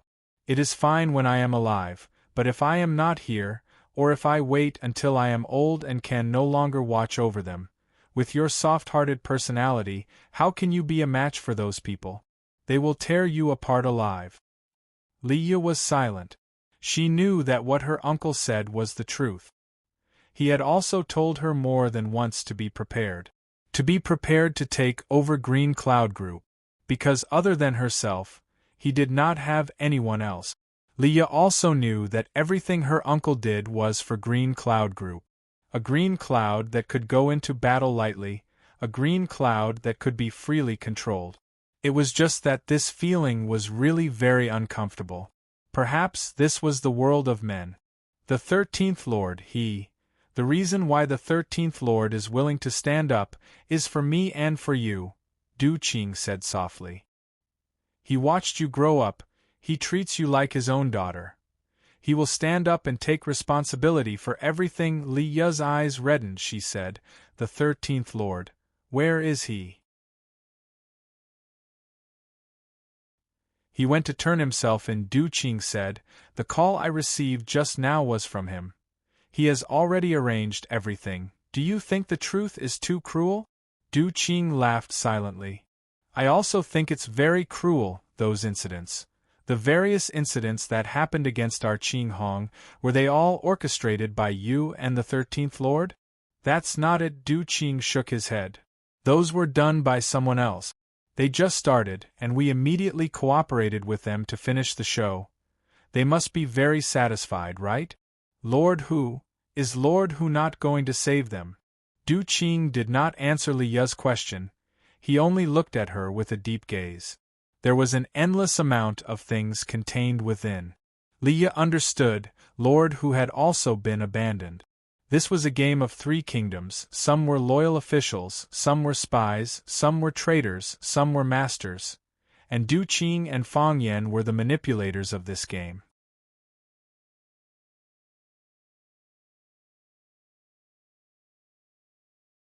Chapter 518. The teacup in his hand smashed against the wall. Interesting. Really interesting. Jiang Junling's face was extremely gloomy, cold lightning flashed in his eyes. He failed again and again, and suffered setbacks again and again. Even with his ability to control his emotions, he was a bit annoyed. What is this? This is failure. For Jiang Junling, failure was the hardest thing to accept. It was like Fang Yan slapping him again, and he didn't even have the space to dodge. Li Yun sighed softly, put down the teacup in her hand, and began to clean up the porcelain shards on the carpet. Seeing Li Yun's plump buttocks when she bent down, Jiang Junling also knew that his behavior was too irrational. He walked over and pulled Li Yun up, smiled and said, "Aunt, I don't dare to let you do this kind of rough work. If Grandpa knew, he would scold me for not respecting my elders." Li Yun threw the porcelain shards in her hand into the trash can and said, "What's this? It's not like I haven't done this kind of thing before." "Fine, if you say you don't want to do it, then I won't do it." The two sat down again. Li Yun helped Jiang Junling get a new cup of tea and said, "It seems that this time our efforts are in vain, and we're working for someone else. It's all my fault. I was too slow. If I was a bit faster, I'm afraid they wouldn't have been able to escape so easily." Jiang Junling shook his head and said, "Aunt, it's not your fault. We've just started, and they've already performed this move in front of us. The arm that was cut off was probably already prepared, right? That Du Qing is really a talent. What a pity." Li Yu knew that Jiang Junling valued Du Qing very much, and previously had the intention of roping him in for his own use. But because Du Qing and Fang Yan had a close relationship, he wasn't sure if he could succeed, so he threw Du Qing's nephew out to test. He didn't expect Fang Yan to be so vicious, directly crippling the arm of Du Qing's nephew, Du Chun. In this way, the possibility of reconciliation between Du Qing and Jiang Junling was almost zero, and Du Qing had placed this deep hatred on Jiang Junling. Since he couldn't be of use to him, then he would use a thunderous method to destroy him. Thus, Jiang Junling handed this matter over to Li Yun to handle. They first used all kinds of negative conflicts to push Qing Hong out from the dark, and then made Qing Hong a street rat that everyone wanted to beat up. When the public opinion and countless netizens focused their attention on Qing Hong and Green Cloud Group, when Qing Hong's old cases and all the shady dealings were dug out by the reporters, they didn't even need to say a word. Naturally, there would be people who would get rid of them. Just like cleaning up a pile of garbage, they would be swept into the cesspool and trash can with lightning speed. At that time, even if Du Qing still stood on Fang Yan's side, so what? It was just an old dog without any value. This plan couldn't be said to be bad, but it also couldn't be said to be not vicious. Most of the time, they didn't even need to make a move, they just needed to add fuel to the fire. However, just as this wave started, there was already an even more exciting show on the other side. Now Lu Shisan, an important figure in Qing Hong, turned himself in at the police station and took all the responsibility. What about Du Qing? Du Qing had successfully cleared his name, and was about to take big strides forward with a clean Green Cloud Group. Not only Jiang Junling, but even Li Yun was stunned by the opponent's quick attack. She felt like a clown who worked hard to perform but couldn't get the applause of the audience. Yeah, Li Yun said. Du Qing probably wanted to get rid of the heavy burden behind him a long time ago, right? Our actions gave him the best opportunity. If he didn't give his underlings a reason to betray him, how could he legitimately kick those idiots out of Green Cloud Group? Thinking about it makes me angry, but at the same time I feel like I didn't lose unjustly. This kind of opponent deserves respect. Jiang Junling said, but this doesn't mean he can be safe. Li Yun looked at Jiang Junling with a puzzled expression and asked, Military order, do you still have other chess pieces that haven't been settled? Let's wait and see. Jiang Junling said with a gentle expression. He held the teacup and took a sip, then said, We've just reached the middle game. It's still a long time before the decisive battle. I want to see how much power they can explode. I believe that the final victory will be military order. Li Yun said with a smile. When Fang Yen returned home, it was already past 1 in the morning. Fang Yen saw that the light in Lu Chaoga's room was still on, so he knew that she was probably still awake. But it was really not the right time to knock on the door and chat. So, Fang Yen entered his room, pulled down the curtains, took off his clothes, filled the bathtub with water, and once again soaked his whole body in the bathtub. After soaking for a few minutes, Fang Yen suddenly heard a muffled bang. The sound was very short, as if someone had heavily stomped on the ground. Splash! Fang Yen lifted his head out of the bathtub. He pricked up his ears and listened attentively, but no more sound came out. Fang Yen thought he heard wrong, so he once again dived his head into the bathtub. Bang! Another muffled sound. This time, Fang Yen didn't poke his head out, but still soaked his whole body in the bathtub. He listened quietly, trying to find the source of the sound. But, just like before, the sound disappeared. Fang Yen began to wonder if he was hallucinating. Otherwise, how could he hear 2 muffled sounds in a row? The more he buried his body in the bathtub, the clearer Fang Yen could perceive the outside world. The other noises had disappeared, as if the whole world had become a stream. His thoughts soared in the midst of these streams, like a free and happy fish. Hua! Fang Yen suddenly jumped out of the bathtub. He heard a woman's moan. The sound was very weak, but it was very clear in his ears. He ran outside barefooted, but he retreated halfway. It wasn't because he remembered that he forgot to wear shoes, but because he was still naked. Putting on a robe, Fang Yen opened the door and ran to Lu Chaoga's room next door. Fang Yen wasn't sure what the moan was about, so he stood in front of Lu Chaoga's room, knocked on the door, and asked in a low voice, Chaoga, are you asleep? No, Lu Chaoga said. Fang Yen was about to ask her if she was okay, but he didn't expect Lu Chaoga to say, I'm going to sleep, you should go to sleep too. From his voice, one could tell that Lu Chaoga was a little agitated and panicked. This made Fang Yen even more worried, so he couldn't help but ask, Are you okay? I'm fine, really fine. Lu Chaoga yelled, Fang Yen, go to sleep. Don't worry about me. Fang Yen was really worried this time. If she was fine, then she was fine. Why did she have to say that she was really fine? If she was really fine, why would she be so nervous? Also, she said, go to sleep, don't worry about me. Why didn't he worry about her? It meant that something had happened to her, but she didn't want Fang Yen to get involved. So, Fang Yen called out to Lu Chaoga softly, I'm glad you're fine. I just came back, I'm going to sleep now. Go to sleep. It's late, Lu Chaoga said. See you tomorrow. Fang Yen quickly went back to his room, opened the floor-to-ceiling window, and went to his bedroom balcony. Because Fang Yan's and Lu Chaoga's rooms were next to each other, their balconies were very close. Sometimes, on a quiet night, Fang Yen would be on his balcony, and Lu Chaoga would be on hers. They would talk for a while and watch the stars. Fang Yen threw off the cotton slippers on his feet and climbed to the balcony barefoot. He dug the concave lines on the wall and climbed little by little toward Lu Chaoga's room. Fang Yan's actions naturally attracted the attention of the bodyguards in the yard. Qining looked at Fang Yan in shock. It was hard to imagine that he would do such a despicable and shameless thing. Qining was in a difficult position, and the other bodyguards were also in a difficult position.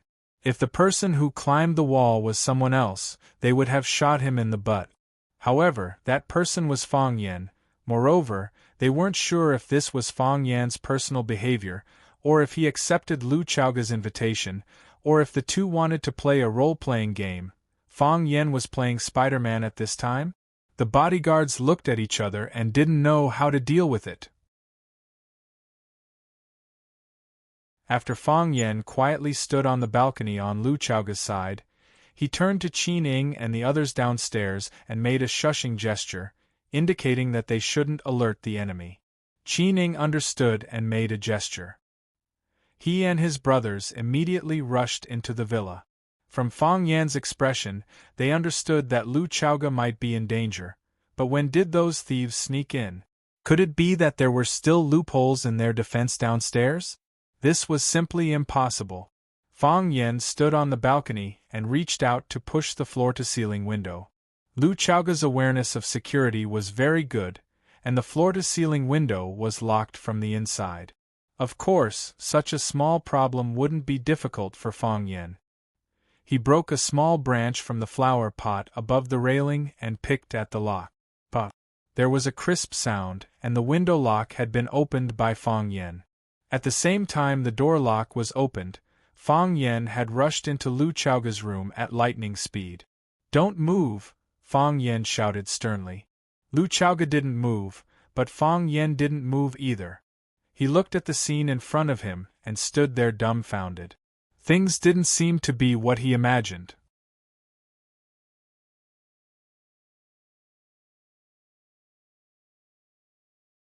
Chapter 519. Lu Chaoga really didn't move. Because she couldn't move at all. Lu Chaoga usually paid great attention to her health, and had a good habit of sleeping early and waking up early. But for some reason, Lu Chaoga felt uneasy tonight. She had a feeling that something big was going to happen, especially when Fang Yan didn't come back until midnight and didn't call to inform her. This made Lu Chaoga especially worried. She knew how dangerous Huaqing was at the moment. She also knew that Jiang Junling was guarding Huaqing and wouldn't leave for a while. She wanted to call and ask, but she felt that it might disturb Fang Yan's work. So, after dinner, she lay on the sofa in the bedroom and read. She was halfway through a novel when she realized that it was already midnight. She closed the novel and put in a pool of water to soak for a while to relieve her fatigue. Perhaps after soaking in the bath, his irritation would disappear? Because Lu Chaoga's right hand had been pierced by someone and was now in the recovery stage. In Fang Yan's words, the right hand must never touch water.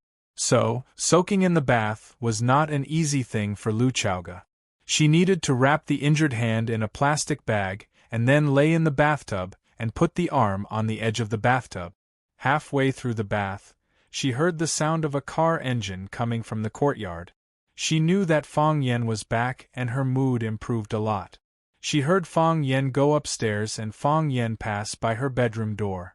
She knew that Fang Yan wouldn't knock on the door and come in, so she didn't have any expectations. When she got up from the bathtub and was about to wipe her body and go to bed, her feet slipped and she fell to the ground. Pain. Her knee hurt, her arm hurt, and her whole body hurt. If it weren't for her perseverance, she would have been tearing up. Lu Chaoga lay on the ground for a while until the pain in her body subsided and she regained the strength to move her hands and feet. Only then did she prepare to get up from the cold ground.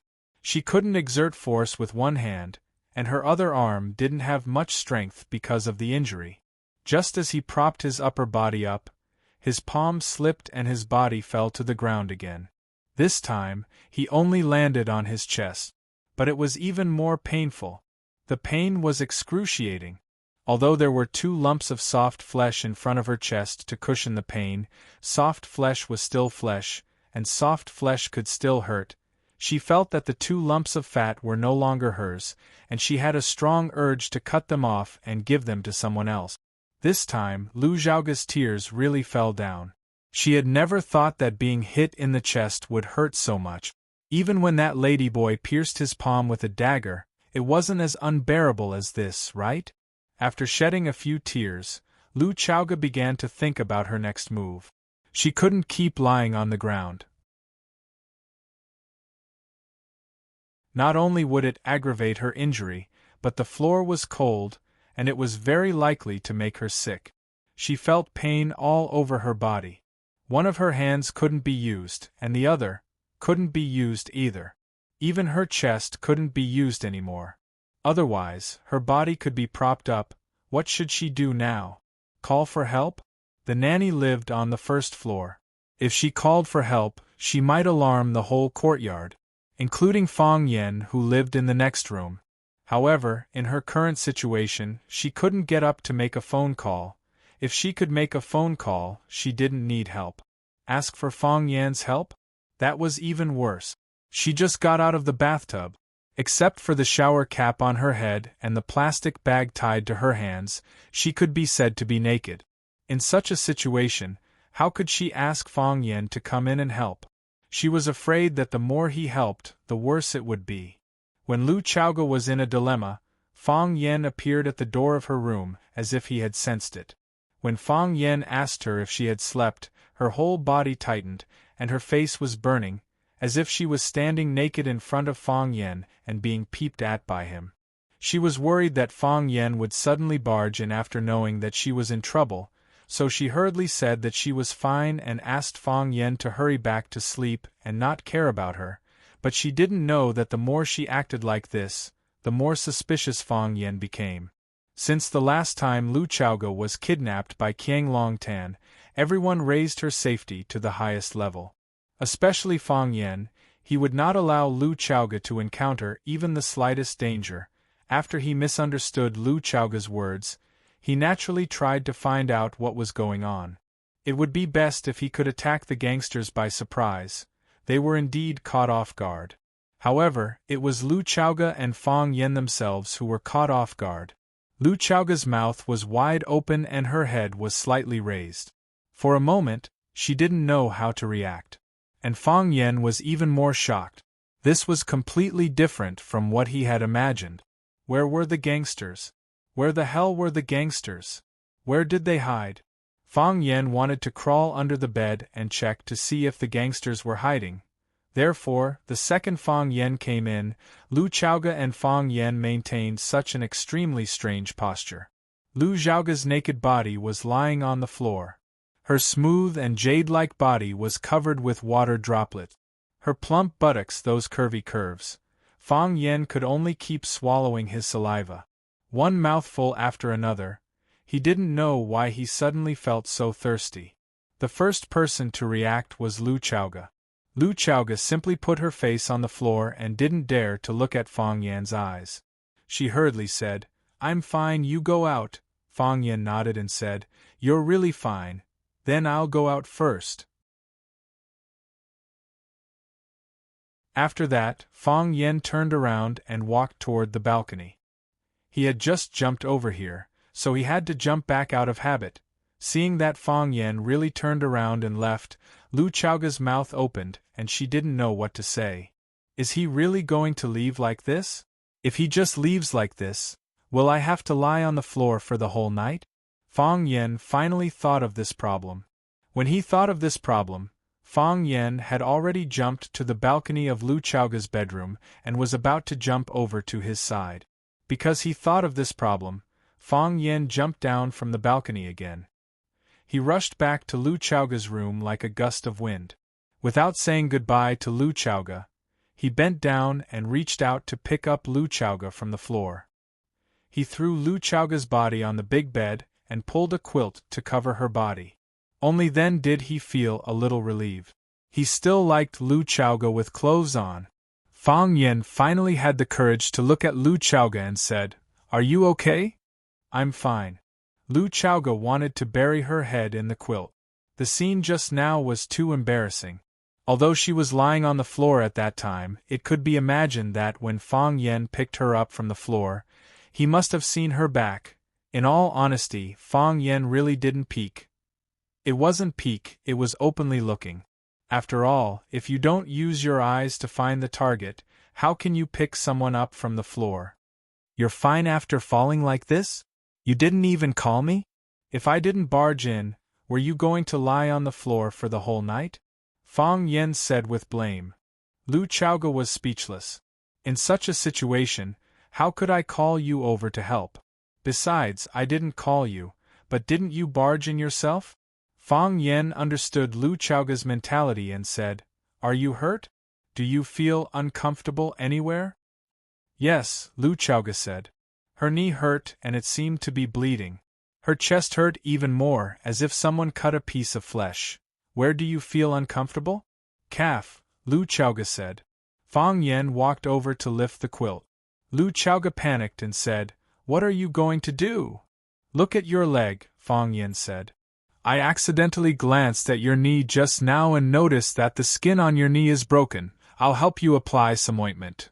Give me the ointment, I'll apply it myself, Lu Chaoga said. You don't have to be polite with me, Fang Yen said domineeringly. You can't move one hand and you can't even open the bottle cap, how are you going to apply it? As Fang Yen spoke, he had already lifted a small corner of the quilt. Lu Chaoga's calf was exposed in front of Fang Yen. The skin on her knee was broken, and blood was oozing out. In just a moment, the white velvet quilt was stained with some blood. When Fang Yen was about to go downstairs to find the golden chrysalis muscle nourishing powder to wipe Lu Chaoga's wound, there was a goo goo goo goo sound outside the door. This was a secret signal. It was a secret signal sent by Qi Ning. Fang Yan's sneaky climbing over the wall made Qi Ning and the others think that something had happened to Lu Chaoga. They waited at the door and couldn't rush in. They were worried that they would alarm the bandits or disturb Fang Yen and Lu Chaoga. Qi Ning, it's safe inside, Fang Yen said aloud. Qi Ning shouted at the door, Is Miss Lu okay? I'm fine. Fang Yen shouted, You guys go downstairs. So, there was no movement at the door. Fang Yen looked at Lu Chaoga embarrassedly and said, When I climbed over the wall, I was accidentally discovered by them. Lu Chaoga didn't know what to say. Fang Yen climbed over the wall in the middle of the night. In the eyes of the bodyguards below, perhaps everyone would have the same guess in their hearts, and most of the bodyguards below were sent by the Qin family. In other words, the matter between her and Fang Yen might have reached the ears of the Qin family. Thinking of this possibility, Lu Chaoga actually felt a little happy in her heart. She should know about Qin Tian, right?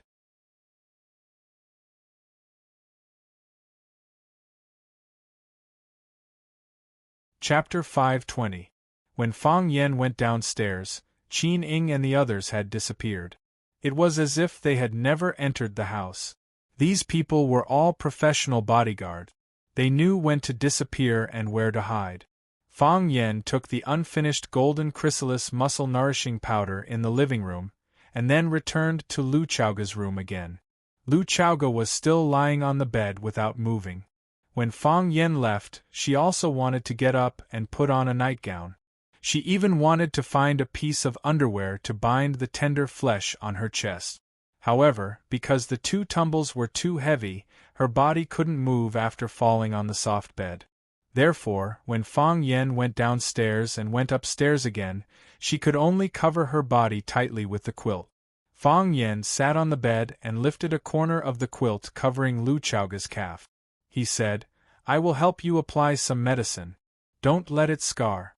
If such a beautiful long leg has a scar, you can't wear a short skirt in summer. Because Lu Chaoga often wore professional clothes, short skirts were standard equipment. When she wore a short skirt with silver, white, black, coffee, or plaid stripes, the charm of a mature woman could be fully displayed. When Fang Yen met her for the first time, although he felt that this person's character was very arrogant, he knew that she must not be a bad person. How could God be willing to let a bad person look like this? Hearing Fang Yen praise her beautiful legs, Lu Chaoga's heart was sweet. Thinking that she was completely naked now, as long as he lifted the quilt a little bit, The most private part of a woman would be exposed to Fang Yen. Lu Chaoga couldn't help but clamp her thighs. Her face was red, and her eyes could drip water. She had to think about a problem. If Fang Yen really did that kind of thing, should I push him away angrily, or slap him first and then push him away angrily? If she did that, wouldn't he feel embarrassed? Would their relationship fall into an impasse in the future? Would Fang Yan's heart, which had just opened a gap, close again? But if he didn't do that, what if he did something even crazier? Do I really have to give it to him? While Lu Chaoga's imagination was running wild, Fang Yen had already dipped a cotton swab in disinfectant to reduce the inflammation on the broken skin. Hiss! Lu Chaoga was in so much pain that her body trembled, and she couldn't help but want to curl up. Women are very strange creatures. When their boyfriends are by their side, they can't even unscrew the cap of a mineral water bottle. But when they were alone in their own homes, they could roll up their sleeves and throw a bucket of water over the water dispenser. When they were on the ship, the chief god had used a knife to pierce through Lu Chaoga's palm. She didn't even try to dodge. Instead, she looked like she was facing death with equanimity. Now, Fang Yen just used disinfectant to disinfect her wound, and she felt unbearable pain. She wanted to open her mouth and scream, "Just bear with it." Fang Yen helped Lu Chaoga disinfect and comforted her softly. "I used to think that you were very good at taking care of people, but look at you now. You've taken care of yourself like this. You can't move one hand and you can't move both legs. Don't get out of bed tomorrow. I'll make breakfast for you. What do you want to eat for lunch? I'll go to the supermarket to buy some groceries when I come back from work. You must remember, don't touch water. Don't let the wound get inflamed." "I'm fine," Lu Chaoga said. "It's just that the floor was slippery, so I accidentally fell." After disinfecting, Fang Yen picked out the ointment and gently applied it on Lu Chaoga's knee. He smiled and asked, "If I hadn't barged in when I realized that something was wrong, were you planning to lie on the ground like this for the whole night?" Lu Chaoga wished she could cover her head with a blanket or Fang Yan's head with it. She whispered, "I'll be able to get up by myself after lying down for a while. What if you can't get up?" Fang Yen was actually trying to find something to talk about. He was nervous. He was really nervous. This worried him more than the burden reduction plan that he had single-handedly manipulated Qin Yun. This was even more exhausting than fighting with the two Japanese ninjas. In this world, not every man was like Lu Xiaohui, who could sit still even when he was in love. He admitted that he was a man with very strong willpower, but Lu Chaoga was also a charming and alluring goddess. Which man didn't want to have a relationship beyond friendship with a goddess? Which man didn't want to put his mark on a beautiful woman? Fang Yen also had the same idea. And Fang Yen still had such an opportunity. In his mind, the erotic scene when he barged in replayed over and over again. Lu Chaoga's skin was whiter than ice and snow, and her body was sexier than the devil's. Every inch of her skin was a pleasant surprise, and every part of her body was flawless. He couldn't get rid of it. He couldn't bear to get rid of it. He knew that he could do a lot of things. He only needed to lift the blanket on Lu Chaoga a little bit, and then a little bit, and then he could lift it up to Lu Chaoga's neck. If he said that he wanted to help check other parts of Lu Chaoga's body to see if there were any injuries, she shouldn't object, right? After all, he did it out of sincerity. Lu Chaoga, who was lying on the bed, was a pile of dry firewood. Fang Yen, who was carefully helping Lu Chaoga apply the ointment, was a raging fire. Fang Yen only needed to move his body closer and make a slight reaction, and he could make that pile of dry firewood burn. Bring light and warmth to a woman. Wasn't this the mission of a flame? However, Fang Yen just couldn't open his mouth to let her know that he couldn't do it and let her shout, "It's so hot." Fang Yen wiped the sweat on his forehead with the sleeve of his robe and said with a smile, "Isn't the atmosphere in the room too intimate?" "I'm not intimate," Lu Chaoga said. She was also very hot. Not only was her body hot, but she also had to cover her hot body with a very warm mattress. No? Fang Yen was stunned and said, "Maybe the weather is getting hotter. Autumn in Huaqing is like this. It's the same as summer in the north." Lu Chaoge replied with and didn't say anything else. Fang Yen didn't say anything else and just focused on helping Lu Chaoge apply the ointment.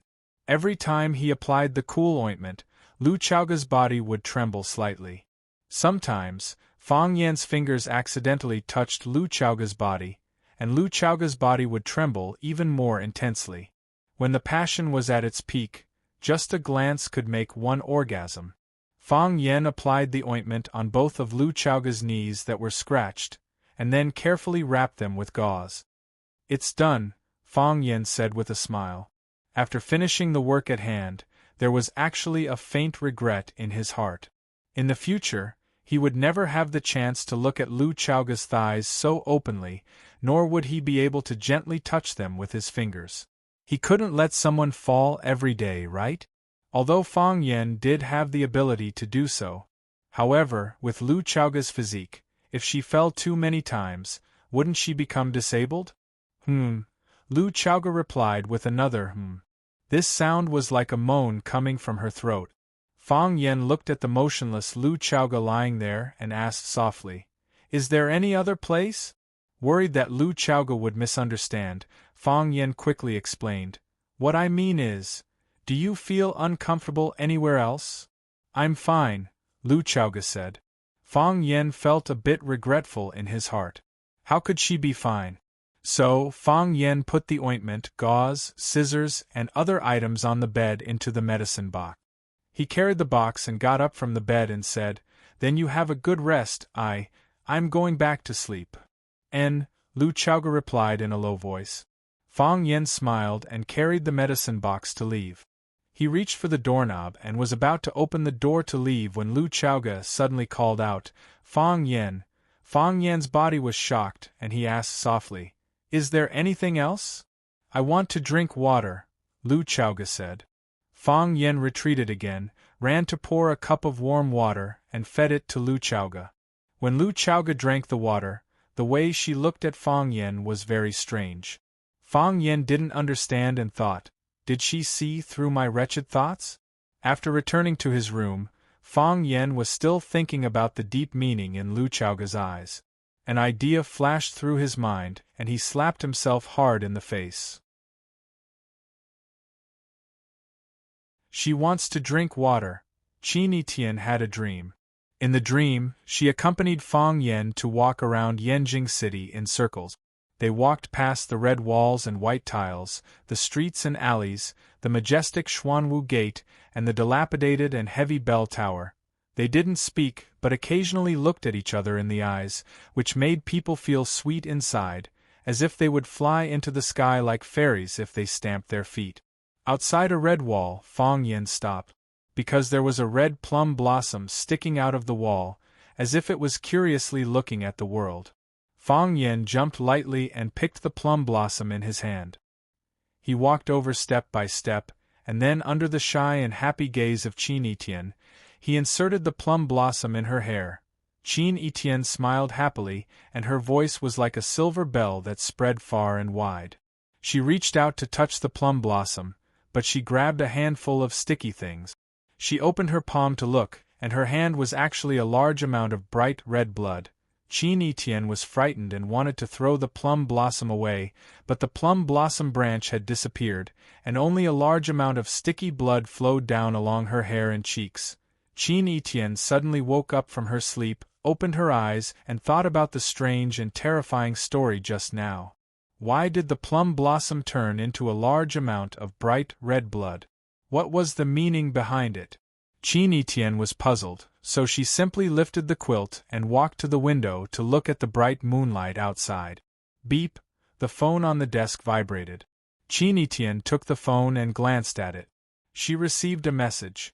After reading the content of the message, she replied, "Don't do it again." She turned off the phone, and Qin Tian stood in front of the window with her arms crossed. She thought, "Flower City, it's time to go back and take a look."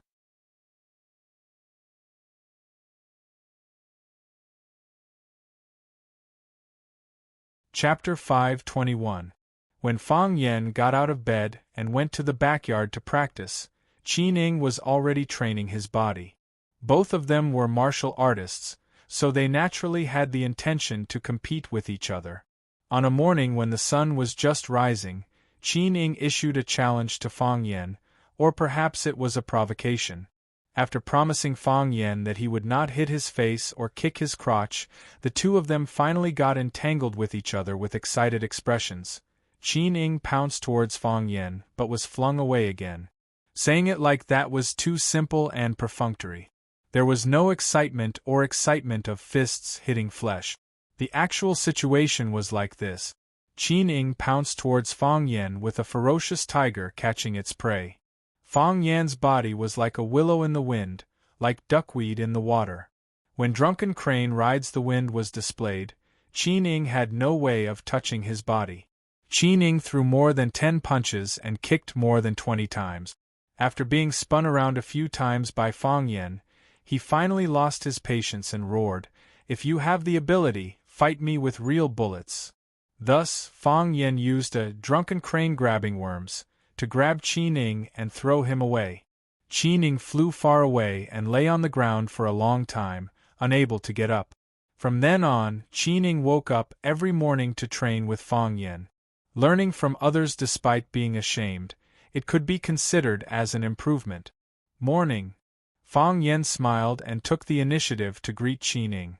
Morning, Qi Ning said. He was doing push-ups with one hand and looked very relaxed.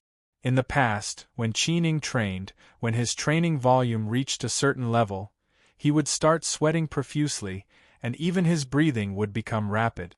Later on, Fang Yen taught him a breathing method. He used the breathing method taught by Fang Yen during training, and the effect was extremely obvious. Not only did it improve his physical fitness, but after training, his face did not turn red and his heart did not beat. It was as if he could run dozens of kilometers. When Qi Ning greeted Fang Yen, the way he looked at Fang Yen was very strange. Fang Yen glanced at Qi Ning and knew what he was thinking. He explained seriously, "What happened last night is not what you think. What are we imagining?" Qi Ning asked. "Just pretend I didn't say anything." Fang Yen pursed his lips and began to stand up. Qi Ning jumped up from the lawn and walked to Fang Yan's side to practice his stance. Ever since he lost to Fang Yen, he felt that everything Fang Yen did was a treasure, a secret martial art manual that would never be leaked to outsiders. "Can you be more careful next time?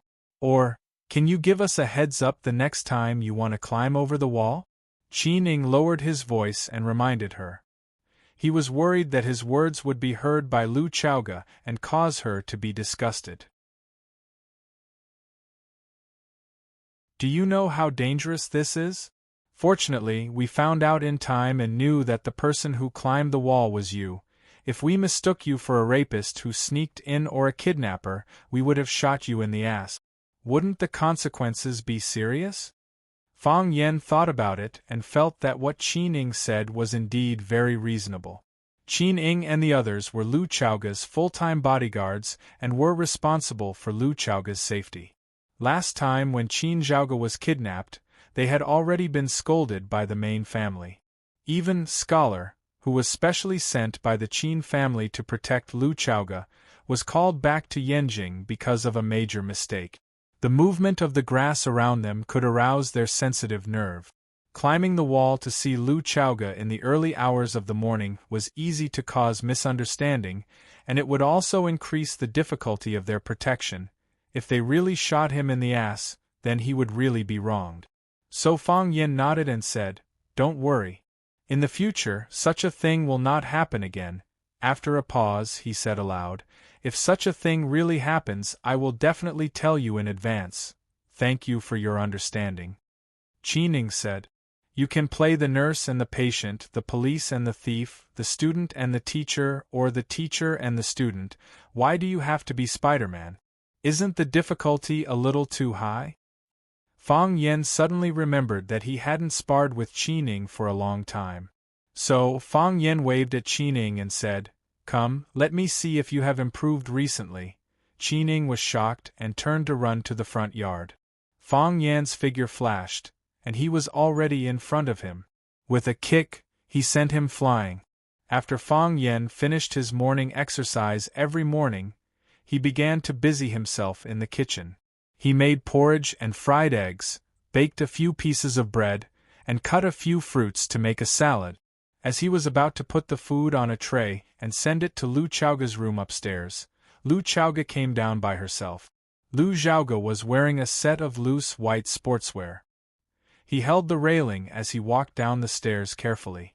Fang Yan was shocked and quickly ran to support Lu Chaoga and said, "Didn't I tell you last night? I told you to stay in bed and not go downstairs. I've already made breakfast and was about to send it to you." Lu Chaoga enjoyed Fang Yan's thoughtfulness and said softly, "I tried it, and my calf doesn't hurt as much as last night. Besides, I can't stay in bed, I want to get up and walk around.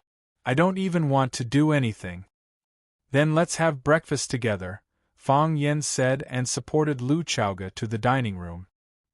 He took the initiative to help her pull out the chair, let her sit down slowly, and then put a bowl of hot porridge in front of her.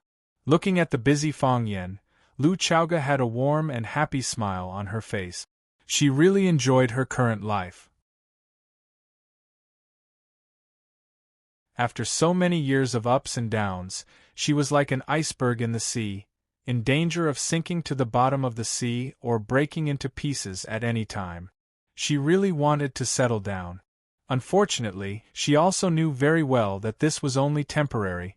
After taking care of Lu Chaoga, Fang Yan sat opposite to eat porridge and asked aloud, "Did you sleep well last night?" "Very well," Lu Chaoga said. She didn't sleep last night and woke up early this morning. She felt that every part of her body was very uncomfortable. It wasn't her knees, elbows, or chest, but she didn't know where it was. "I slept well," Fang Yan said. After the two had breakfast, Fang Yan cleaned up the dishes and went upstairs to change. Lu Chaoga was working in the living room. She didn't go to the company during this time, but some of the company's general matters were still decided by her. Fang Yan cleaned up and went downstairs. When he walked to Lu Chaoga, he slowed down and asked, "Do you still want water?" "What?" Lu Chaoga held a glass of lemonade in her hand and asked. "Haha, nothing." Fang Yan strode outside and said, "If you're thirsty, call me, I'll bring you water." When Fang Yan appeared at his work again, he found that the problem today was more serious than before. The table was full of flowers. Baldy and the other two colleagues looked at him as if he was a god, as if it was their first time meeting him. "These flowers." Baldy pointed at the flowers on the table and the bunch of flowers on the table that couldn't be placed on the ground and said, "They're all for you." Before Fang Yan came, Baldy and Jing Yong had carefully identified the flowers. None of these flowers were for them, not a single one. Why are those children so lacking in manners? "Clean them up," Fang Yan said with a frown. He didn't like this situation. He didn't want to attract attention. He just wanted to be a quiet security guard. If he became the focus of the school again because of his outstanding performance, then he could only give up this job. What he needed wasn't these flowers and girls' pursuit. What he needed was to find a place where he could clear his mind and let his hostility dissipate so that he could study the heart of Tai Chi. The reason why he left Swallow Dock and Yenjing was because he knew that Rosefinch Secondary was such a place. And the last time he revived the heart of Tai Chi, it was also from this place. Talk to those students? It shouldn't have any effect. He had such an experience before. He talked to Qin Tian countless times, but it ended up like this. Talk to the school's leaders? If Fang Yan was willing, from the school's principal Zhong Dei to every teacher in the school, they would be willing to solve his problems. If they were willing to help, they could definitely stop the enthusiasm of those students. But Fang Yan didn't want to do that. He didn't want to make this matter too complicated, and he didn't want to make it too official. Students of this age had a strong sense of self-esteem and were very sensitive to everything. If it wasn't solved properly, it would cause them to go to extremes in the future. Clean them up? Baldy looked at Fang Yen and asked, How do you want to clean them up? Whatever, Fang Yen said. Throw them into the trash can or send them somewhere else. Baldy was overjoyed and asked, Can I give them to someone else? You can, Fang Yen said. Fang Yen took out today's newspaper and flipped through it. Sure enough, there was a report on the Qing Hong incident. However, the content of the report was that the evil had already been eradicated, and the dark faction members had realized their mistakes and surrendered themselves. A storm that had just started was dealt with so quickly and decisively. Surely a lot of people wouldn't want to accept this, right? Wouldn't they? Fang Yen tapped his fingers on the table, thinking, since you started this game, let's make it even more exciting. Using Hua City as the chessboard, using the people as the chess pieces, gambling to the death. Fang Yen closed the newspaper in his hand and said, I'm going out for a walk. Where are you going? There's going to be a patrol. I'm going to talk to the principal, Fang Yen said. You're tuning in to the Phoenix Knights YouTube channel. Don't forget to subscribe and join us on this journey to catch the most captivating stories.